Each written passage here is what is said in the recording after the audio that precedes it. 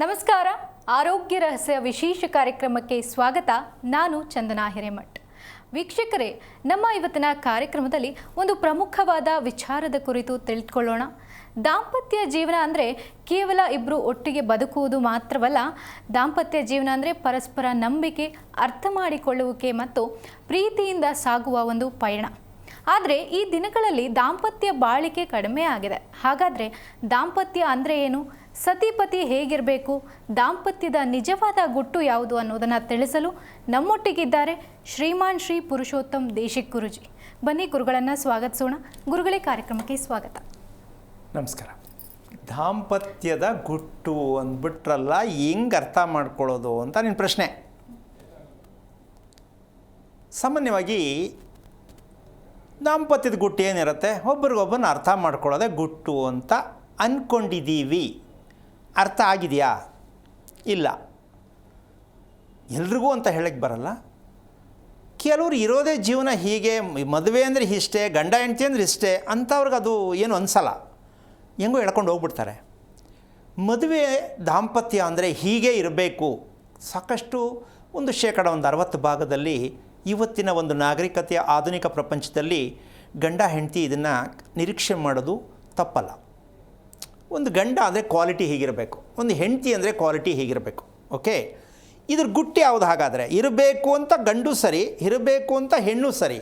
ಹಾಗಾದರೆ ಇರಬೇಕು, ಇರಲ್ವೇ, ಸಿಕ್ಕಲ್ವೇ, ಆಗಲ್ವೇ, ಅನುಭವಿಸೋಕ್ಕಾಗಿಲ್ವೇ? ಸೊ ಇದು ಏನಾಯ್ತು? ಹಾಗಾದರೆ ಇದ್ರಲ್ಲಿ ತಪ್ಪು ಯಾವುದಾಯಿತು? ಅದೇ ನಿಜವಾದ ದಾಂಪತ್ಯದ ಗುಟ್ಟು. ಆ ಗುಟ್ಟು ಯಾವುದಿರಬಹುದು ಅನ್ನೋದೇ ಇವತ್ತಿನ ವಿಚಾರ. ರಹಸ್ಯಕರವಾಗಿರ್ತಕ್ಕಂಥ ವಿಚಾರ ಇದು. ಆದರೆ ಆ ರಹಸ್ಯ ಅಂದರೆ ಕೇಳರಿಯಾದದ್ದು ಅಂತಲ್ಲ, ಪ್ರತಿನಿತ್ಯ ನೀವು ನೋಡ್ತಾ ಇರ್ತಕ್ಕಂಥದ್ದೇ, ಪ್ರತಿದಿನ ನೀವು ನೋಡ್ತಾ ಇರ್ತಕ್ಕಂಥದ್ದೇ, ಪ್ರತಿದಿನ ನೀವು ಅನುಭವಿಸ್ತಾ ಇರ್ತಕ್ಕಂಥದ್ದೇ.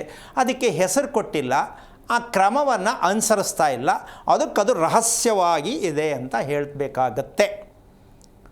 ಈ ರಹಸ್ಯಕ್ಕೆ ಕಾರಣಕರ್ತನಾಗಿರ್ತಕ್ಕಂತಹ ಶ್ರೀಮನ್ನಾರಾಯಣನ ಪಾದ ಕಮಲಗಳಿಗೆ ಕೋಟಿ ಕೋಟಿ ನಮನಗಳ ಅರ್ಪಣೆಯನ್ನು ಮಾಡಿ, ಗುಟ್ಟು ಅಂದರೆ ಏನಿರ್ಬೋದು ಅಂತ ಕುತೂಹಲ ಅನಿಸುತ್ತಾ ಇಲ್ಲಮ್ಮ? ಅಲ್ವಾ? ಅದೆರಡು ಹೇಳ್ಬಿಟ್ಟು ಅದಕ್ಕಿಂತ ಮುಂಚಿತವಾಗಿ ತುಂಬ ಸರಳವಾಗಿ ಹೇಳಬೇಕು ಅಂತಂದರೆ, ವಿವಾಹ ದೋಷ. ಕೆಲವರಲ್ಲಿ ಹೇಳ್ತಾರೆ, ಏನು ಈ ನಕ್ಷತ್ರದಲ್ಲಿ ಹುಟ್ಟಿದ್ರೆ ಈ ರಾಶಿಗೆ ಈ ರಾಶಿ ದೋಷ ಇದೆ, ಮಾಡಬಾರ್ದು, ಇವ್ರಿಗೂ ಆಗಬರಲ್ಲ, ಅಥವಾ ಏನೋ ಬಿಟ್ಟೋಗುತ್ತೋ, ಸತ್ತೋಗ್ತಾರೋ, ಹೋಗ್ತಾರೋ, ಏನೋ ಒಂದು ಆಗಿರ್ಬೋದು. ಸೊ ಇದು ಮದುವೆ ವಿವಾಹ ದೋಷದಲ್ಲಿ ಇರುವ ದಾಂಪತ್ಯ, ಇದು ದಯವಿಟ್ಟು ಮದುವೆ ಬೇಡ ಅಂತ ಪುರೋಹಿತರು ಒಂದು ಸೀಲ್ ಹಾಕ್ಬಿಡ್ತಾರೆ. ಹಾಗಿದ್ರೆ ಸರಿಯಾಗಿರೋ ವಿವಾಹ ಯಾವುದು ಅಂತ ಕೇಳಿದ್ರೆ ಅವ್ರ ಉತ್ತರ ಇಲ್ಲ. ವಿವಾಹ ದೋಷ ಹೇಳೋದಕ್ಕೆ ಗೊತ್ತಿದೆ, ವಿವಾಹ ದೋಷವಿಲ್ಲದ ವಿವಾಹ ಯಾವುದು ಅಂತ ಕೇಳಿದ್ರೆ ಉತ್ತರ ಇಲ್ಲ. ಅದೇ ಅನುಸರಿಸ್ಕೊಂಡು ಹೋಗೋದು. ಅದು ಹಿಂಗಾಗತ್ತದು. ಏನು ಅನುಸರಿಸ್ಕೊಳ್ಳೋದು ಅಂತ, ಏನು ಮಾಡಿದ್ರು ಅನುಸರಿಸ್ಕೊಳ್ಳೋದಾ? ಎಷ್ಟು ಮಟ್ಟಿಗೆ ಹೇಳ್ಕೊಡ್ತಾರೆ ಲೆಕ್ಕ. ಅನುಸರಿಸೋದು ಅಂದರೆ ಏನು? ಮಾಡದೇ ಇರೋದು ಮಾಡ್ಕೊಂಡು ಬಂದರೂ ಒಪ್ಕೊಳ್ಳೋದು, ಆಗದೇ ಇರೋದು ಆಗ್ತಿದ್ರು ಒಪ್ಕೊಳ್ಳೋದು. ಆಗತ್ತೆ ನಮ್ಮದು ಅಲ್ವಾ? ಈ ಅನುಸಾರ ಅನ್ನೋದು ತುಂಬ ಡೇಂಜರ್ ವರ್ಡ್. ಇದಕ್ಕೆ ಪ್ರಾಯಶ್ಚಿತ್ತವಾಗಿರ್ತಕ್ಕಂಥ ತಪ್ಪು ಅಂತ ಹೇಳೋದು ಗೊತ್ತು ನಿಮಗೆ. ಸರಿ ಯಾವುದು ಅಂತ ಹೇಳಲಿಲ್ಲ ಅಂದರೆ, ಹೇಳೋಕ್ಕಾಗಲಿಲ್ಲ ಅಂದರೆ ಯಾವ ಪುರುಷಾರ್ಥಕ್ಕಿದೆಲ್ಲ ನಂಬಬೇಕು ಅಂತ ಪ್ರತಿಯೊಬ್ಬರು ಯೋಚನೆ ಮಾಡಬೇಕು. ಇದು ಸರಿ, ಇದು ತಪ್ಪು ಹೇಳೋಕ್ಕೆ ಗೊತ್ತಿಲ್ಲ. ಒಂದೇ ಗೊತ್ತಿರೋದು ಇದು ಸರಿ, ಅದು ಸುಳ್ಳು. ಹೇಳ್ತಿರೋದು ಸುಳ್ಳು, ಆದರೂ ಅವ್ರ ಪ್ರಕಾರ ಸರಿ ಅಂತ ಅವ್ರನ್ನ ಬಾಯಿ ಕಟ್ಟಿ ಮುಂದಕ್ಕೆ ಕಟ್ಟು ಕಳ್ಸೋಕ್ಕೆ ಹೇಳ್ತಾರೆ. ಸರಿ, ಇದು ಮಾಡ್ಕೊಳ್ಳಿ ಅಂತ, ಮಾಡಿಬಿಡಿ. ಅಲ್ಲ, ಅದು ನಿಜವಾದ ತಪ್ಪು. ಈ ವಿವಾಹ ದೋಷ ಅಂತಕ್ಕಂಥ ಅದಕ್ಕೆ ಒಂದು 4 ಹೆಸರು ಹೇಳ್ತೀನಿ. ಉದಾಹರಣೆಗೆ, ಏನು, ಜ್ಯೇಷ್ಠ, ಮೂಲ, ಆಶ್ಲೇಷ, ವಿಶಾಖ, ಈ 4 ನಕ್ಷತ್ರದಲ್ಲಿ ಇರ್ತಕ್ಕಂಥವರು ಕರೆ ಮಾಡೋರಿದ್ದರೆ, ಜ್ಯೇಷ್ಠ, ಮೂಲ, ವಿಶಾಖ, ಆಶ್ಲೇಷ ನಕ್ಷತ್ರದ ಹೆಣ್ಣಾಗಿರಲಿ ಗಂಡಾಗಿರಲಿ ಇದ್ದರೆ ಕರೆ ಮಾಡುವುದಾದರೆ ನಿಮ್ಮೊಟ್ಟಿಗೆ ಇವತ್ತು ಸಂಧಾನ ಮಾಡೋಣ. ಏನು ನಿಮ್ಮ ಒಳಗಡೆ ಏನಿದೆ, ಅದರ ರಹಸ್ಯ ಏನು ಅಂತ ನಾನು ಹೇಳ್ತೀನಿ. ನಿಮ್ಮ ಒಳಗಡೆ ಏನಿದೆ ಅಂತಕ್ಕಂಥ ವಿಚಾರ ನೀವು ಮುಂದೆ ಇಟ್ಟಾಗ ಒಂದಕ್ಕೊಂದು ಅರ್ಥಗರ್ಭಿತವಾದ ವಿಚಾರ ಆದಾಗ ಮದುವೆ ಮಾಡೋರು ಅಥವಾ ಮದುವೆ ಮಾಡ್ಕೊ ಹೇಳೋ ಮಹಾನೀಯರು ಸ್ವಲ್ಪ ತಿಳ್ಕೊಬೋದು ಅಂತ ಅನ್ಕೋತೀನಿ. ಯಾಕೆ ಅಂದರೆ ವಿವಾಹಕ್ಕೆ ದೋಷ ಅಂತಕ್ಕಂಥದ್ದು ಇರುವುದೇ ರಹಸ್ಯಕರವಾದ ಒಂದು ಗುಟ್ಟಿದೆ. ವಿವಾಹ ದೋಷ ಅಂತ ಹೇಳುವುದು ರಹಸ್ಯಕರವಾದ ಒಂದು ಗುಟ್ಟಿದೆ. ಆ ಗುಟ್ಟು ಇಲ್ಲಿವರೆಗೂ ನಮ್ಮ ಭಾರತ ದೇಶದ ಇತಿಹಾಸದಲ್ಲಿ ಇಲ್ಲಿವರೆಗೂ ಯಾರೂ ಬಾಯಿ ಬಿಚ್ಚಿಲ್ಲ. ಶುಭ ವಿವಾಹ ಅಂತ ಪತ್ರಿಕೆಯಲ್ಲಿ ಬರೀತಕ್ಕಂಥ ಘನಪಂಡಿತರುಗಳಿಗೆ ನಾನೊಂದು ಪ್ರಶ್ನೆ. ಶುಭ ವಿವಾಹ, ಶುಭ ಲಗ್ನ, ಬರೀ ಸುಳ್ಳು ಸುಳ್ಳು ಸುಳ್ಳು. ಸರಿ ಹೋಗಿಲ್ವಲ್ಲ ಇವರು. ಶುಭ ಅಂದಮೇಲೆ ಸರಿ ಇರಬೇಕಿತ್ತು ಅವರು ಅಲ್ವಾ? ಕಿತ್ತೋಯ್ತು. ಅಂಡರ್ಸ್ಟ್ಯಾಂಡಿಂಗ್ ಇಲ್ಲ ಹೇಳ್ತಾರಲ್ಲ, ಅಂಡರ್ಸ್ಟ್ಯಾಂಡಿಂಗ್. ಅದು ಯಾವುದು ಅಂಡರ್ಸ್ಟ್ಯಾಂಡಿಂಗೋ ನನಗಂತೂ ಗೊತ್ತಾಗ್ತಾ ಇಲ್ಲ. ಶುಭ ಅಂದಮೇಲೆ ಶುಭ ಆಗಬೇಕದು, ಆಗಿಲ್ಲ ಅಲ್ಲ ಅಲ್ವಾ? ಈಗ ನನಗೆ ಪ್ರಶ್ನೆ ಹಾಕ್ಬೋದು, ಹಾಗಿದ್ದ ಮೇಲೆ ನೀವು ಶುಭ ಯಾವುದು ಅಂತ ಹೇಳ್ತೀರಾ ಅಂತ ಕೇಳ್ಬೋದು. ಶುಭ ಇಲ್ಲವೇ ಇಲ್ಲರಿ, ಯಾಕಿಲ್ಲ ಅಂತ ಕೇಳಿ ಹೇಳೋಣ. ಶುಭ ಅಂದರೆ ಯಾವುದು ಅಂದರೆ ನಿನ್ನ ಬಗ್ಗೆ ನೀನು ಯಾವತ್ತು ತಿಳ್ಕೊತೀಯೋ ಆ ದಿನದಿಂದ ಶುಭ. ಇದಕ್ಕೆ ಯಮಗಂಡ ಕಾಲ, ರಾವು ಕಾಲ, ಅಮಾವಾಸ್ಯೆ, ಪೌರ್ಣಮಿ, ಮಂಗಳವಾರ, ಶನಿವಾರ, ನಥಿಂಗ್, ಝೀರೋ. ನಿನ್ನನ್ನು ನೀನು ತಿಳ್ಕೊಂಡಾಗ, ಹೆಣ್ಣಾಗಲಿ ಗಂಡಾಗಲಿ, ನಿನ್ನನ್ನು ನೀನು ಅರ್ಥ ಮಾಡಿಕೊಂಡಾಗ, ಏನದು ನಂದು ತಪ್ಪು ಯಾವುದು ಅಂತ ತಿಳ್ಕೊಂಡವನಿಗೆ, ನಾನು ತಪ್ಪು ತಿಳ್ಕೋಬೇಕು ಅಂದವನಿಗೆ ಪ್ರತಿ ಕ್ಷಣ ಶುಭ. ಜಗಳ ಬರಲ್ಲ, ಬೇಜಾರಾಗಲ್ಲ, ಕೋಪ ಬರಲ್ಲ, ಸಮಸ್ಯೆ ಉದ್ಭವ ಆಗಲ್ಲ. ಯಾಕಾಯಿತು ಅಲ್ವಾ? ಈಗ ನೀವೆಲ್ಲ ಕೇಳಿ ಮಾಡಿ ಹುಡುಕಿ 10 ಜನ ತಕ್ಕ ಕೇಳಿದೆ, 12 ಜನ ತಕ್ಕ ಕೇಳಿದೆ, ಅವ್ರು ಸರಿ ಅಂದರು, ಇವ್ರು ಸರಿ ಇಲ್ಲ ಅಂದರು, ಶಾಂತಿ ಮಾಡು ಅಂದರು, ಪೂಜೆ ಮಾಡು ಅಂದರು, ಮಾಡಿ ಮಾಡಿ ಮಾಡಿ ಏನೂ ಆಗಿಲ್ಲ. ಅದಕ್ಕೆ ನೀವೇನು ಮಾಡಿ ಅಂದರೆ ಮದುವೆ ಮಾಡಿಸೋ ಅಪ್ಪ ಅಮ್ಮಂದಿರಿಗೆ ಹೇಳ್ತಕ್ಕಂತಹ ವಿಚಾರ ಏನು ಅಂತಂದರೆ, ನೀವೇ ಪೌರೋಹಿತ್ಗೆ ಆಗಬೇಕು. ಅಂದರೆ ಗಂಡು ಅಂದರೆ ಹೆಣ್ಣು ಅಂದರೆ ಏನು ತಿಳ್ಕೋಬೇಕಿತ್ತು, ನಾವೇನು ತಿಳಿಸ್ಬೇಕಿತ್ತು ಅಂತ ನೀವು ಡಿಸೈಡ್ ಮಾಡಿ. ಅವ್ರ ಹತ್ರ ಹೋಗ್ಬೇಕಾದ್ರೆ ಏನೋ ಕರ್ಕೊಂಬಂದು ಬೇಕಾದ್ರೆ ಮಂತ್ರ ಹೇಳಿ ಮಾಂಗಲ್ಯ ಕಟ್ಟಿಸಿ. ಇವ್ರಿಗೆ ಮಾಡ್ಬೋದಾ ಅಂತ ಎಲ್ಲೂ ಕೇಳಬೇಡಿ. ಅವರು ಪುರೋಹಿತರು ಮದುವೆ ಆಗೋ ಹೆಣ್ಣನ್ನು ನೋಡಿಲ್ಲ, ಮದುವೆ ಆಗೋ ಗಂಡನೂ ನೋಡಿಲ್ಲ, ಅವರಿಬ್ಬರು ವಾಸಮಾನ ಮಾಡೋ ಮನೆ ನೋಡಿಲ್ಲ, ಅವರಿಬ್ಬರು ಕೆಲಸ ಏನು ಮಾಡ್ತಾರೆ ಅಂತ ಗೊತ್ತಿಲ್ಲ, ಅವರಿಬ್ಬರು ಎಷ್ಟೊತ್ತು ಮಲಗ್ತಾರೆ ಎಷ್ಟೊತ್ತು ಕೇಳ್ತಾರೆ ಗೊತ್ತಿಲ್ಲ. ಇದು ಹೆಂಗ್ರಿ ಇವ್ರು ಹೇಳ್ತಾರೆ ಅಂತ ನೀವು ಮದುವೆ ಮಾಡ್ತೀರಾ? ಸರಿಯೇನಮ್ಮ ಇದು? ಹುಡುಗ ಹುಡುಗಿ ನೋಡಿದೆ, ಅವರ ಹಿಂದಿನ ದಿನಚರಿ ನೋಡಿದೆ, ಅವ್ರ ಕುಟುಂಬದ ರಹಸ್ಯವನ್ನು ತಿಳಿಯಿದೆ. ನೀವು ಈ ಹುಡುಗನಿಗೆ ಹುಡುಗಿಗೆ ಮಾಡಿ ಇದು ಭಾರಿ ಚೆನ್ನಾಗಿ ಬರುತ್ತೆ ಅಂತ ಸುಳ್ಳು ಸುಳ್ಳು ಹೇಳಿ ಜನಗಳನ್ನು ದಿಕ್ಕು ತಪ್ಪಿಸಿ, ದಾಂಪತ್ಯದ ಬಂದರೆ ದೊಡ್ಡ ಬೆಂಕಿಯನ್ನು ಹಚ್ಚಿ ಅಂತ ನೀವು ಬೇಕು ಅಂತ ಮಾಡಲ್ಲ. ನೀವು ಹೇಳೋ ರೀತಿ ಬೆಂಕಿ ಹಚ್ಚೋಂಗಿರತ್ತೆ. ದೋಷ ಎಂದರೇನು ಅಂದರೆ ಸರಿಯಾದ ರೀತಿ ಜ್ಞಾನವಂತರಾಗತಕ್ಕಂಥ ವಿಚಾರವನ್ನು ಹೇಳದಿದ್ದಾಗ ದೋಷ ಅಷ್ಟೇ. ಊಟ ಮಾಡುವಾಗ ಒಳ್ಳೆ ಊಟ ಯಾವುದು, ಕೆಟ್ಟ ಊಟ ಯಾವುದು ಅಂತ ಹೇಳೋಕ್ಕಾಗತ್ತೆ ನಮ್ಮ? ಅದು ಹೇಳ್ತಾರೆ. ಶುದ್ಧವಾದ ತಾಜಾ ಇರೋ ಊಟ ಯಾವುದು ಹೇಳಿ ಹೇಳಿ ಅವರೇ ತಾಜಾ ಇಲ್ಲ. ಯಾಕೆ ಅಂದರೆ ಬಾಯಿ ಬಿಟ್ಕೊಂಡು ಯಾರು ಊಟ ಮಾಡ್ತಾರೋ ಅದು ಹಳಸಿದ್ದೆ. ಅದನ್ನು ಇವ್ರು ಇಷ್ಟುದ್ದ ಪುಸ್ತಕದಲ್ಲಿ ಓದೀನಿ ಅಂತ ತಾಜಾ ಊಟ ಮಾಡಿ ಅಂತ ಹೇಳ್ತಾರೆ. ಬಾಯಿ ಬಿಟ್ಕೊಂಡು ಯಾರು ತಿಂತಾರೋ ಅದು ಹಳಸಿರೋ ಊಟನೇ. ಜನ ತಿನ್ನಕ್ಕಿಲ್ಲ ಅಂತ ಪಾಪ ನೆನ್ನೆ ರಾತ್ರಿ ಇವತ್ತು ತಿಂತಾರೆ, ಅದನ್ನು ಹಳಸು ಅಂತ ಹೇಳ್ಬೋದು. ನಮ್ಮ ಜನ ಚೆನ್ನಾಗಿರೋದು ತಾಜಾ ಮಾಡಿ ಊಟ ಅಡುಗೆ ಮಾಡಿ ಬಾಯಿ ಬಿಟ್ಕೊಂಡು ಮಾತಾಡ್ಕೊಂಡು ಊಟ ತಿಂತಾರೆ. ಅದು ನಾಲ್ಗೆ ಮೇಲೆ ಹಾಕಿದ ತಕ್ಷಣ ಅಳಸೋಗುತ್ತೆ, ಒಳಗಡೆ ಗಂಟಲು ಎಳೆಯೋದ್ರೊಳಗಡೆ ಕೊಳ್ತೋಗುತ್ತೆ. ಇನ್ನು ಒಳಗಡೆ ಹೋದ್ಮೇಲೆ ಇರತಕ್ಕಂಥ ಪಾರ್ಟ್ಸ್ ಎಲ್ಲ ಏನು ಮಟ್ಟಕ್ಕಾಗಿರೋ ಸ್ವಲ್ಪ ಡಿಸೈಡ್ ಮಾಡಿ. ಯಾಕಿದು ಕೊಳ್ತೋಗುತ್ತೆ ಅಂದರೆ ಅದಕ್ಕಾರು ಸ್ವಲ್ಪ ನಾಚಿಕೆ ಬಿದ್ದು ಕರೆಕ್ಟಾಗಿ ಊಟ ಮಾಡಲಿ ಭಕ್ತಿಯಿಂದ ಅಂತ ಈ ಪದ ಬಳಸ್ತಾ ಇರೋದು ನಾನು. ಆ ಗುಟ್ಟು ಯಾವುದು ಅಂತಕ್ಕಂಥ ವಿಷಯಕ್ಕೆ ಹೇಳ್ಬಿಡ್ತೀನಿ. ಈ ನಕ್ಷತ್ರದ ಅವಕಾಶ ಕರೆ ಸಿಕ್ಕಿದ್ರೆ ವಿಮರ್ಶೆ ಮಾಡೋಣ. ಅದಕ್ಕೆ ಈ ರಹಸ್ಯದ ಗುಟ್ಟು ಯಾವುದು ಅಂದರೆ, ಹೆಣ್ಣಿನ ಪ್ರತಿ ತಿಂಗಳು ಆಗುವಂಥ ಮುಟ್ಟು ಹೆಣ್ಣಿನಲ್ಲಿ ಇರುವ ದೋಷ. ಪ್ರತಿ ತಿಂಗಳು ಆಗುವ ಮುಟ್ಟು ದಾರಿ ತಪ್ಪದಾಗ, ಸಮಯ ಮೀರಿದಾಗ, 2 ದಿನ ಮುಂಚೆ, 2 ದಿನ ಹಿಂದೆ, 1 ವಾರ ಆಮೇಲೆ 15 ದಿನ ಹಿಂಗೆ ಈ ಥರ ಇರ್ತಕ್ಕಂಥದ್ದು ಒಂದು ಭಾಗ ಆದರೆ, ಹೆಣ್ಣಿಗೆ ಆ ಸಮಯದಲ್ಲಿ ಯಾವ ಕಾರಣಕ್ಕೂ ಹೊಟ್ಟೆ ಹುಬ್ಬರಾಣಿಕೆ ಬರ್ತಕ್ಕಂಥದ್ದು, ಹೊಟ್ಟೆ ನೋವು ಬರ್ತಕ್ಕಂಥವರು ವಿವಾಹ ದೋಷ. ಅವರಿಗೆ ಮದುವೆ ಯಾವ ಕಾರಣಕ್ಕೂ ಸೂಕ್ತ ಅಲ್ಲ. ಈ ರೀತಿ ಲೆಕ್ಕ ಹಾಕಿದ್ರೆ ವರ್ಷಕ್ಕೆ 3-4 ಮದುವೆ ಆಗಲ್ಲ. ಯಾಕೆಂದ್ರೆ ಹೆಣ್ಣು ಮಕ್ಕಳಲ್ಲೆಲ್ಲ ಪೀರಿಯಡ್ಸ್ ಪ್ರಾಬ್ಲಮ್ಮೇ. ಹೌದಾ? ಮತ್ತು ಹಾಗಿದ್ದ ಮೇಲೆ ಮದುವೆ ಮಾಡೋಕ್ಕೆ ನಿಮಗೆ ಅಧಿಕಾರ ಕೊಟ್ಟಿದ್ಯಾರು ಅಂತ ನಾನು ಕೇಳ್ತಾ ಇಲ್ಲ, ಧರ್ಮದಲ್ಲಿ ಕೇಳುತ್ತೆ. ಆರೋಗ್ಯವಲ್ಲದ ಒಂದು ಹೆಣ್ಣು ಋತುವಾಗ್ತಾ ಪ್ರತಿ ತಿಂಗಳು ಆಗ್ತಕ್ಕಂಥದ್ದು ದೇಹ ಶುದ್ಧಿ ಆಗಲಿ ಅಂತ. ದೇಹಶುದ್ಧಿ ಆಗ್ತಕ್ಕಂಥ ಈ 3 ದಿನದ ವಿಚಾರವನ್ನು ಕರೆಕ್ಟಾಗಿ 27 ದಿನಕ್ಕೆ 27 ನಕ್ಷತ್ರ ಅಂತ ಹೇಳ್ತಕ್ಕಂತಹ ಜ್ಯೋತಿಷಿಗಳಿಗೆ ನಾನೊಂದು ಸವಾಲು. 27 ನಕ್ಷತ್ರ ಅಂದ ಮೇಲೆ 27 ನಕ್ಷತ್ರನೂ ತಪ್ಪೇ. ಯಾಕೆ? 27 ದಿನ ಕರೆಕ್ಟಾಗಿ ಆ ಹುಡುಗಿ ಹೊರಗಡೆ ಆದರೆ 27 ನಕ್ಷತ್ರ ಯಾವುದೇ ನಕ್ಷತ್ರ ಅದು ವಿವಾಹ ದೋಷ ಇಲ್ಲ. ಅದರಲ್ಲಿ ಜ್ಯೇಷ್ಠ ಬೇಡ, ಮೂಲ ಬೇಡ, ವಿಶಾಖ ಬೇಡ, ನಥಿಂಗ್. ನಮಗಲ್ಲಿ ಬೇಕಿರೋದು ದೇಹಶುದ್ಧಿ ಆಗಬೇಕು. ಏನಮ್ಮ? ದೇಹಶುದ್ಧಿ ಆದರೆ ಮನಃಶುದ್ಧಿ, ಮನಃಶುದ್ಧಿ ಆದರೆ ದಾಂಪತ್ಯ ಶುದ್ಧಿ, ದಾಂಪತ್ಯ ಶುದ್ಧಿ ಅಂದರೆ ಆರೋಗ್ಯ. ಅದಕ್ಕಿಂತ ಜೀವನ ಏನು ಬೇಕು? ಈಗ ಇದನ್ನು ಯಾರಾದರೂ ಕೇಳ್ತಾ ಇದ್ದಾರೆ ನಮ್ಮ ಮದುವೆ ಮಾಡಿ ಅಂತಂದರೆ ಈ ಹುಡುಗಿಗೆ, ನಮ್ಮ ಹುಡುಗಿ ಇವಳು ಯಾರೋ ಕೇಳ್ಕೊಂಬಂದವ್ರೆ, ಹುಡುಗ ತುಂಬ ಚೆನ್ನಾಗಿ ಕೆಲಸದಲ್ಲ ಅವನಂತೆ, ಸಟ್ಟಾದದ ನೋಡಿ ಅಂತ ಇವರೇ ಹೇಳ್ಬಿಡ್ತಾರೆ. ಇವರೇ ಹೇಳ್ತಾರೆ ಸಟ್ಟಾದದ್ದು ನೋಡಿ ಅಂತ. ಅವ್ರು ಸಟ್ಟಾಯಿತು ಅಂತ ಹೇಳ್ಬಿಡ್ತಾರೆ ಅಲ್ವಾ? ಹೋಗ್ಲಿ, ಈ ವಿಚಾರ ನಮ್ಮ ಜನಕ್ಕೆ ಯಾವತ್ತು ಅರ್ಥ ಆಗೋದು? ಒಂದು ಹೆಣ್ಣಿಗೆ ಮದುವೆ ಮಾಡಬೇಕು, ಶಾಸ್ತ್ರ ಕೇಳ್ಕೊಂಬತ್ತೀನಿ ಅಂದರೆ ಹೆಣ್ಣಿನ ಬಗ್ಗೆ ನೀವು ಏನು ತಿಳ್ಕೊಂಡು ಶಾಸ್ತ್ರ ಕೇಳ್ತೀರಾ? ಹೆಸರು ಬಲ, ಹೆಸರು ತೊಗೊಂಡು ಏನು ಮಾಡೋಣ? ಹೆಂಗೆ ಬೇಕಾದ್ರೆ ಹೇಳಿ ಅದನ್ನ.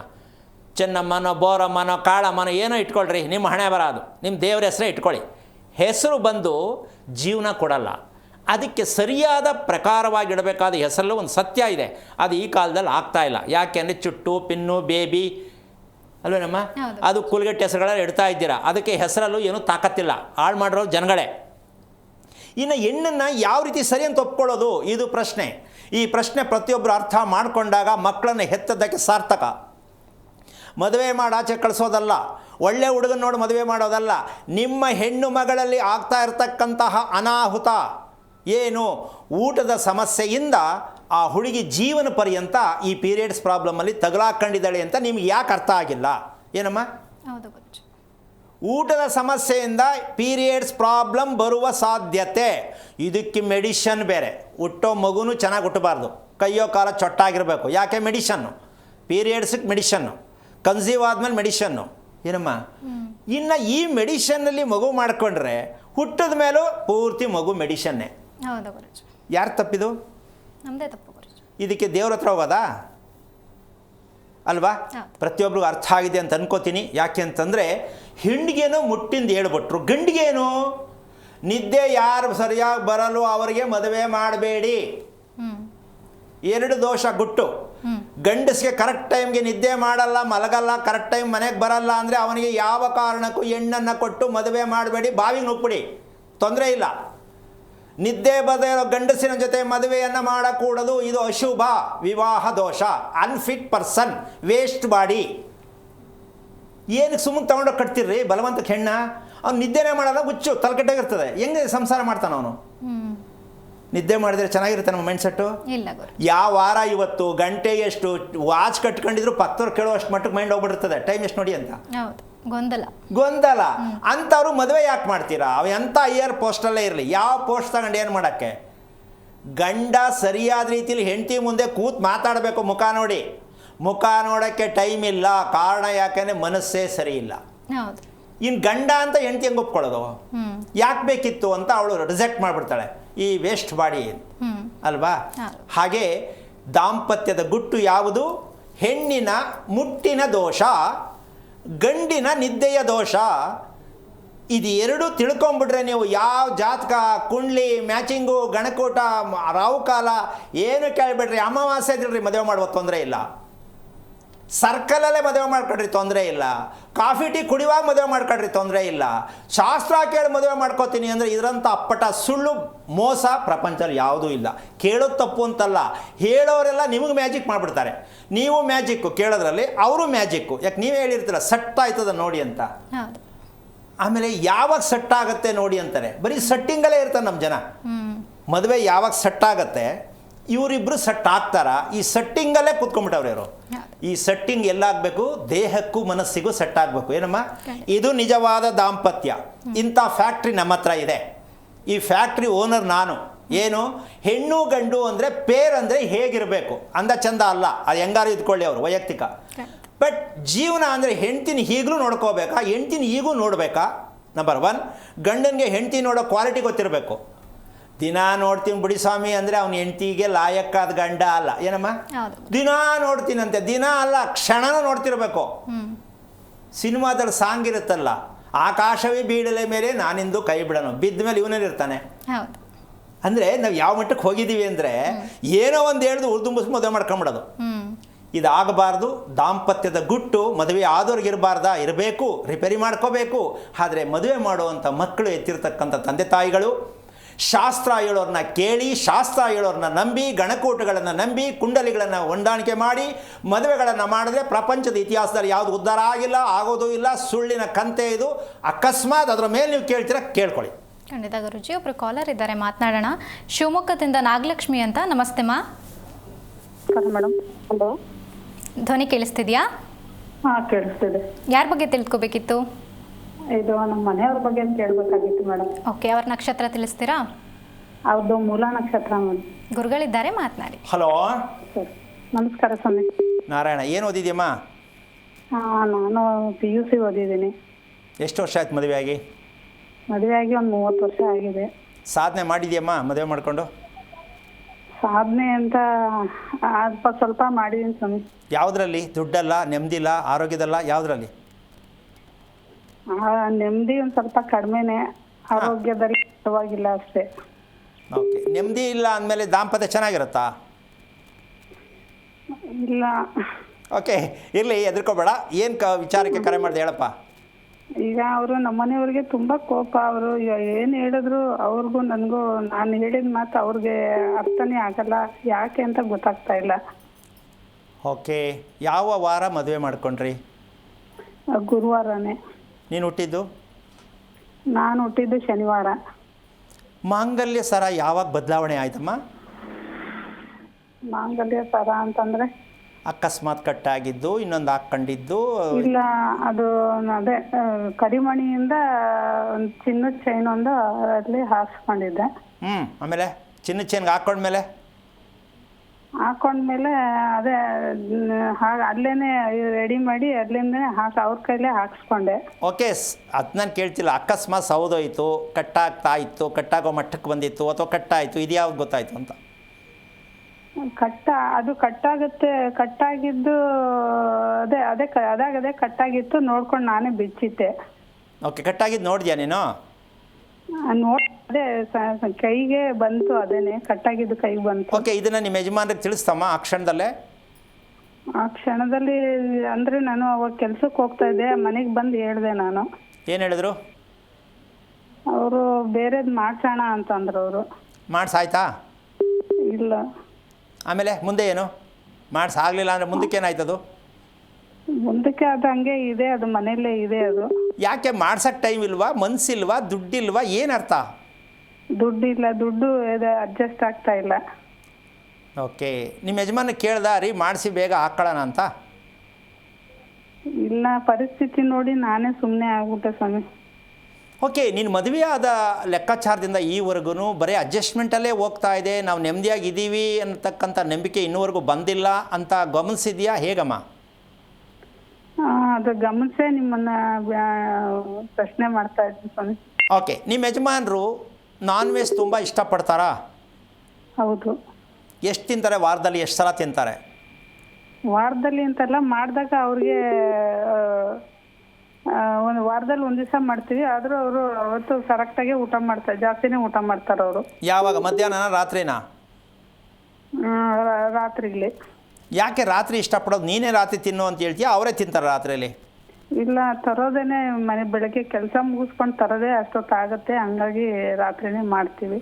ಈಗ ನಿನ್ಗೆ ಅರ್ಥ ಆಗಿದೆ ಅಂತ ಹೇಳ್ಕೊತೀನಿ. ಏನಂತಂದರೆ, ಈಗ ವಿಚಾರ ಇಲ್ಲೇ ಸಿಕ್ತು. ಮಾಂಗಲ್ಯ ಸರ ಕಟ್ಟಾಗಿದೆ. ಕಟ್ಟಾಗೋದೇನಕ್ಕೆ ಅಂದರೆ ದಾಂಪತ್ಯದಲ್ಲಿ ಯಾವ ಕಾರಣಕ್ಕೂ ದೋಷ ಇದೆ ತಿಳ್ಕೊಳ್ಳಿ ಅಂತ ಸುಮಾರು ಜನಕ್ಕೆ ಕೆಲವರು ಕಳ್ಳರು ಕಿತ್ಕೊಂಡು ಹೋಗ್ಬಿಡ್ತಾರೆ. ಕೆಲವರು ಜಗಳ ಆಡ್ಬಿಟ್ಟು ಮಾಂಗಲ್ಯ ಸರ ಕಿತ್ಬಿಟ್ಟು ಜೂಟಾಟ ಆಡ್ತಾರೆ. ಅಂದರೆ ಗಂಡ ಕೊಡು ಅನ್ನೋದು ತೆಗೆದಿಂಗೆ ಬಿಸಾಕೋದು ಅಥವಾ ಅವ್ರು ಹಿಡ್ಕೊಳ್ಳೋದು, ಇದೆಲ್ಲ ನಡೆಯುತ್ತೆ.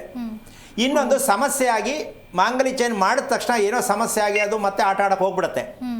ಯಾವುದೋ ಒಂದು ಸಮಸ್ಯೆ, ಮಾಂಗಲ್ಯ ಸರ ಯಾವಾಗ ಕರಿಮಣಿ ಆಗಲಿ ಮಾಂಗಲ್ಯ ಸರ ಆಗಲಿ ಸವಿತಾ ಇದೆ, ಕಟ್ಟಾಗ್ತಾ ಇದೆ, ಪದೇ ಪದೇ ಅಂದ್ಕೊಂಡ್ರೆ ತಿಳ್ಕೋಬೇಕು, ಗಂಡನಿಗೆ ಯಾವ ಕಾರಣಕ್ಕೂ ಪಾಸ್ಪೋರ್ಟ್ ರೆಡಿ ಆಗ್ತಾ ಇದೆ. ಹೆದರ್ಕೊಳ್ಳೋದಲ್ಲ, ಪಾಸ್ಪೋರ್ಟ್ ರೆಡಿ ಆಗ್ತಾ ಇದೆ ಅಂತ ತಿಳ್ಕೊಬೇಕು ಹೆಂಗಸರು. ಅದನ್ನು ಮುಚ್ಚಿಟ್ಕೊಂಡು ನೀವೇ ವೆಲ್ಡಿಂಗ್ ಮಾಡಿಸ್ಕೊಂಡು ನೀವೇ ರಿಪೇರಿ ಮಾಡಿ ಹಾಕ್ಕೊಂಡ್ರೆ ಗಂಡ ಕಂಪ್ಲೀಟ್ ಯಾವ ರೀತಿ ಸಿಕ್ಕಾಕೋತಾರೋ ಗೊತ್ತಿಲ್ಲ.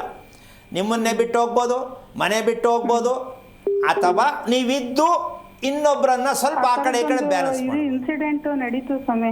ನಡೀತಾ? ಹ್ಮ್ ಎಷ್ಟು ವರ್ಷದಲ್ಲಿ?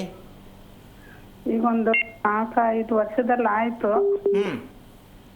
ನೀವು ಯಾಕೆ ತಿಳ್ಕೊಳ್ಳಿಲ್ಲ ಏನಕ್ಕೆ ಆಗ್ತಾ ಇದೆ ಅಂತ? ಗೊತ್ತಾಯ್ತು ಅಮ್ಮ ಅದು ನನಗೆ ಗೊತ್ತಾಯ್ತು. ನಾನೇನೆ ಅದನ್ನ ಯಾಕೆ ಹಿಂಗ್ ಮಾಡಿದೆ ಅಂತ ಕೇಳಿದಾಗ ಅವ್ರು ತಪ್ಪು ಒಪ್ಕೊಂಡು ಸಮಾಧಾನದಲ್ಲಿ ಇದು ಮಾಡಿದ್ರು.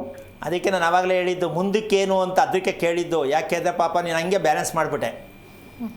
ನನ್ನ ಸ್ಟೋರಿ ಮುಂದಕ್ಕೆ ಹೋಗುತ್ತೆ ಅಂತಲೇ ಬಾಯ್ ಬಿಡಲಿ ಅಂತ ಕೇಳಿದ್ದು. ಯಾಕೆ ಅಂತಂದರೆ ಅದು ಮಾಡೋಕ್ಕಾಗಲಿಲ್ಲ ಅಲ್ಲ, ಸಮಸ್ಯೆ ಉದ್ಭವ ಆಗೋದಕ್ಕೆ ಅದಾಗಿರೋದು. ಕಮಿಟ್ಮೆಂಟ್ ಕ್ಲೀನ್ ಆಗಬೇಕು. ಅದು ಮತ್ತೆ ಮಾಡಿಸಿದ್ರೆ ಗಂಡನ ದರಿದ್ರನೇ ಜಾಸ್ತಿ ಆಗುತ್ತೆ. ಇದೊಂದು ಸಮಸ್ಯೆ. ಮತ್ತೆ ನಾನು ಹೆಂಡತಿ ಪಾಪ ಹಿಂಗೆ ಮಾಡಿಬಿಟ್ಟು ಮೋಸ ಆಯ್ತಲ್ಲ ಅಂತ ಮತ್ತೆ ಸಾಲ ಮಾಡಿದ್ರೆ ಮತ್ತೆ ಅದೇ ಸಮಸ್ಯೆ ಆಗುತ್ತೆ, ಮತ್ತೆ ಅದು ಮುಂದಕ್ಕೆ ಹೋಗುತ್ತೆ. ಅಮ್ಮ ಹೀಗೆ ಆಗ್ತಾ ಇರುತ್ತೆ. ನಮ್ಮ ಜನ ಒಂದು ಸ್ವಲ್ಪ ಅನ್ನೋದ್ರ ಬಗ್ಗೆ ಮಾಹಿತಿನೇ ತಗೊಳ್ಳಲ್ಲ. ಕಾರಣ ಏನಂದರೆ ದಾಂಪತ್ಯ ನೆಮ್ಮದಿ ಇಲ್ಲ ತಿಳ್ಕುವಂಥ ಭಗವಂತ ಕೊಡುವಂಥ ಮೆಸೇಜ್. ಎರಡನೇದು, ರಾತ್ರಿ ಮಾಂಸಾಹಾರ ತಿಂತಕ್ಕಂಥ ಮೂಲಾ ನಕ್ಷತ್ರದ ಗಂಡನಿಗೆ ಯಾವ ಕಾರಣಕ್ಕೂ ಪ್ರಪಂಚ ಅರ್ಥ ಆಗಲ್ಲ, ಪ್ರಪಂಚ ಚೆನ್ನಾಗಿ ಕಾಣಿಸಲ್ಲ, ಹೆಂಡತಿ ಮಕ್ಕಳು ಚೆನ್ನಾಗಿ ಕಾಣಿಸಲ್ಲ, ಯಾರೂ ಚೆನ್ನಾಗಿ ಕಾಣಿಸಲ್ಲ, ಅವನ ಜೀವನನೇ ಅವ್ನಿಗೆ ಚೆನ್ನಾಗಿ ಕಾಣಿಸಲ್ಲ. ಈಗ ಇವತ್ತು ಹೇಳಿದ್ದಕ್ಕೆ ಇದು ಸರಿಯಾದ ಸತ್ಯ ಸಿಕ್ತು ಅಂತ ಗೊತ್ತಾಯ್ತಲ್ಲಮ್ಮ. ಮೂಲಾ ನಕ್ಷತ್ರಕ್ಕೆ ವಿವಾಹ ದೋಷ, ಇದಕ್ಕೆ ಮೀರಿ ಏನಾದ್ರು ಬೇಕಾ ಹೇಳಿ? ಕಾರ್ಯಕ್ರಮದಲ್ಲಿ ಇಷ್ಟು ಸತ್ಯವಾಗಿ ನಿಖರವಾಗಿ ತೋರಿಸ್ತಾ ಇರ್ತಕ್ಕಂಥದ್ದನ್ನು ಅರ್ಥ ಮಾಡಿಕೊಂಡ್ರೆ ಎಲ್ಲರೂ ನೆಮ್ಮದಿಯಾಗಿ ಬದುಕಬಹುದು ಅನ್ನೋದೇ ನಮ್ಮ ಕಾರ್ಯಕ್ರಮದ ಉದ್ದೇಶ. ಈಗ ಇವರಿಗೆ ಒಂದು ನಿಮಿಷ ಮಾತಾಡ್ತೀನಮ್ಮ. ಇವರು ಇಂಥವರು ಪ್ರಪಂಚದಲ್ಲಿ ಬೇಕಾದಷ್ಟು ಜನ ಗಂಡ ಹೆಂಡತಿ ಇದ್ದಾರೆ. ಹುಷಾರು ತಪ್ಪೋದು, ಸ್ಟ್ರೋಕ್ ಆಗೋದು, ಹಾರ್ಟ್ ಅಟ್ಯಾಕ್ ಆಗೋದು, ಮನೆ ಬಿಟ್ಟು ಹೋಗೋದು, ಸಾಲಕ್ಕೆ ಸಿಕ್ಕಾಕೊಳ್ಳೋದು, ಆತ್ಮಹತ್ಯೆ ಮಾಡ್ಕೊಳ್ಳೋದು, ಇವೆಲ್ಲ ಮಾಂಗಲ್ಯದಿಂದ ಬರ್ತಕ್ಕಂಥ ದೋಷಗಳೇ. ಇದಕ್ಕೆಲ್ಲ ಮೂಲಕಾರಕರು ಮದುವೆ ಮಾಡಿಸ್ತಾ ಇರ್ತಕ್ಕಂಥ ಪುಣ್ಯಾತ್ಮರುಗಳೇ. ಯಾಕೆ ಅವ್ರಿಗೆ ತಾನೇ ಹೇಳ್ಬೇಕು ಅಂತ ಒಂದು ಹಿಂದೆ ಹೇಳ್ಬಿಡ್ತೀನಿ. ತಂದೆ ತಾಯಿಗಳು ಲವ್ ಮಾಡಿಬಿಟ್ಟವ್ರೆ ಅಂತ ಒಂದು, ಇನ್ನೇನು ಮಾಡೋದು ಅಂತ ಮಾಡಿಸ್ಬಿಡ್ತಾರೆ. ತಪ್ಪು ಅವ್ರದ್ದಲ್ಲ.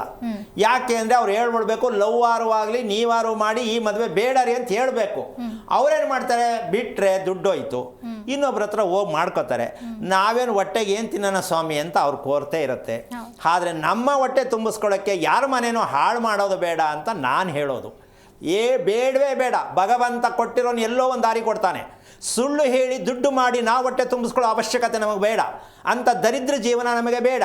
ಭಗವಂತನ ನಂಬದ ಮೇಲೆ ಒಂದು ಹೆಣ್ಣು ಗಂಡನ ಸರಿ ಮಾಡೋ ಯೋಗ್ಯತೆ ನಮಗಿಲ್ಲ ಅಂದರೆ ನಾವು ಆ ಸ್ಥಾನದಲ್ಲಿ ಕೂತ್ಕೊಂಡು ಸರಿಯಾಗಿದೆ ಮಾಡ್ಕೊಳ್ಳಿ ಅಂತ ಹೇಳುವಂಥದ್ದು ಅಧಿಕಾರ ನಮಗಿಲ್ಲ. ಇದು ಪ್ರತಿಯೊಬ್ಬರು ಹೇಳೋರು ತಿಳ್ಕೊಂಡ್ರೆ ಭಾರಿ ಒಳ್ಳೆಯದು. ಅದರ ಮೇಲೆ ನೀವೇನು ತಪ್ಪು ತಿಳ್ಕೊತಾರೆ ನನಗೆ ಗೊತ್ತಿಲ್ಲ. ಅಮ್ಮ ಫಸ್ಟ್ ನೀನು ಕೆಲಸ ಮಾಡು. ಗಂಡನ ಕೋಪ ಅನ್ನೋದಕ್ಕಿಂತ ಹೆಚ್ಚಾಗಿ ನಾನು ಏನೇ ಮಾಡಲಿ ಗಂಡನ ಮದುವೆ ಮಾಡ್ಕೊಂಡಿದ್ದೀನಿ, 30 ವರ್ಷ ಸಂಸಾರ ಮಾಡಿದ್ದೀನಿ, ಈಗ ಹೊಸ ಜೀವನ ಪ್ರಾರಂಭ ಮಾಡಬೇಕು ಅನ್ನೋ ಆಸೆ ಇದೆಯೇನಮ್ಮ? ಹಲೋ, ಹೌದು. ಹಾಗಿದ್ದ ಮೇಲೆ ನೀನು ಗಂಡನ ಬಗ್ಗೆ ತಲೆ ಕೆಡಿಸ್ಕೋಬೇಡ. ನಾನೇನು ಮಾಡಬೇಕು, ಇದಕ್ಕೆ ಏನು ಮಾಡಿದ್ರೆ ಕುಟುಂಬ ಚೆನ್ನಾಗಿರುತ್ತೆ, ನಾನು ಚೆನ್ನಾಗಿರ್ತೀನಿ, ಗಂಡ ಚೆನ್ನಾಗಾಗ್ತಾನೆ. ಶ್ರೀಮಂತಿಕೆಯನ್ನು ಹೇಟ್ ಪಡ್ಕೊಳ್ಳೋದು, ದಾಂಪತ್ಯ ಶ್ರೀಮಂತಿಕೆನ ದುಡ್ಡಲ್ಲ. ಆ ಥರ ನಿನ್ಗೆ ಆಸಕ್ತಿ ಇದ್ದರೆ ಏನಾದರೂ ಮಾಡಿ ಆಂಜನೇಯನ ದೇವಸ್ಥಾನಕ್ಕೆ ಶನಿವಾರ ದಿನ ಮೊಸರನ್ನ ನೈವೇದ್ಯ ಮಾಡಿಸಿ ನಿಮ್ಮ ಹಿರಿಯರನ್ನ ಕೇಳ್ಕೊ, ನಮಗೆ ದಾರಿ ತೋರಿಸಿ ಅಂತ. ದೇವ್ರ ಹತ್ರ ಹೋಗಿ ಹಿರಿಯರನ್ನ ಕೇಳ್ಕೋಬೇಕು, ದೇವ್ರನ್ನ ಕೇಳೋದಲ್ಲ ನನಗೆ ಒಳ್ಳೇದು ಮಾಡುವಂತ. ಇದನ್ನು ಮಾಡಿ ಒಂದು 2-3 ಶನಿವಾರ ಇದನ್ನು ಪ್ರಯತ್ನ ಮಾಡಮ್ಮ. ನಿನಗೆ ನಿಮ್ಮ ಯಜಮಾನ್ರು ಎಷ್ಟು ನಿಮ್ಮ ಹತ್ರ ಮಾತಾಡೋಕ್ಕೆ ಪ್ರಯತ್ನ ಮಾಡ್ತಾರೆ, ಮತ್ತು ಮುಂದಿನ ದಾರಿ ಸಿಗುತ್ತೆ. ಬನ್ನಿ ಬೇಕಾರೆ ಕೂರಿಸಿ ಮುಂದ್ಗಡೆ ಹೇಳ್ಕೊಟ್ಟು ಇನ್ನೊಂದು ಸಲ ನಿಮ್ಮಿಬ್ಬರನ್ನ ಮದುವೆ ಮಾಡಿಸಿ ನನ್ನ ಡೈರೆಕ್ಷನಲ್ಲಿ ಚೆನ್ನಾಗಿರ್ತಕ್ಕಂಥ ಮಾಹಿತಿ ಕೊಡೋಣ. ಒಳ್ಳೆಯದಾಗಲಿ ತಾಯಿ. ಧನ್ಯವಾದ ಕರೆ ಮಾಡಿದ್ದಕ್ಕಾಗಿ. ಮತ್ತೊಬ್ರು ಕಾಲರ್ ಇದ್ದಾರೆ ಶಿವಮೊಗ್ಗದಿಂದ, ಪಾರ್ವತಿ ಅಂತ. ನಮಸ್ತೆ ಮಾ. ಹಲೋ, ನಮಸ್ತೆ ಮೇಡಮ್. ಯಾರ ಬಗ್ಗೆ ತಿಳ್ಕೊಬೇಕಿತ್ತು?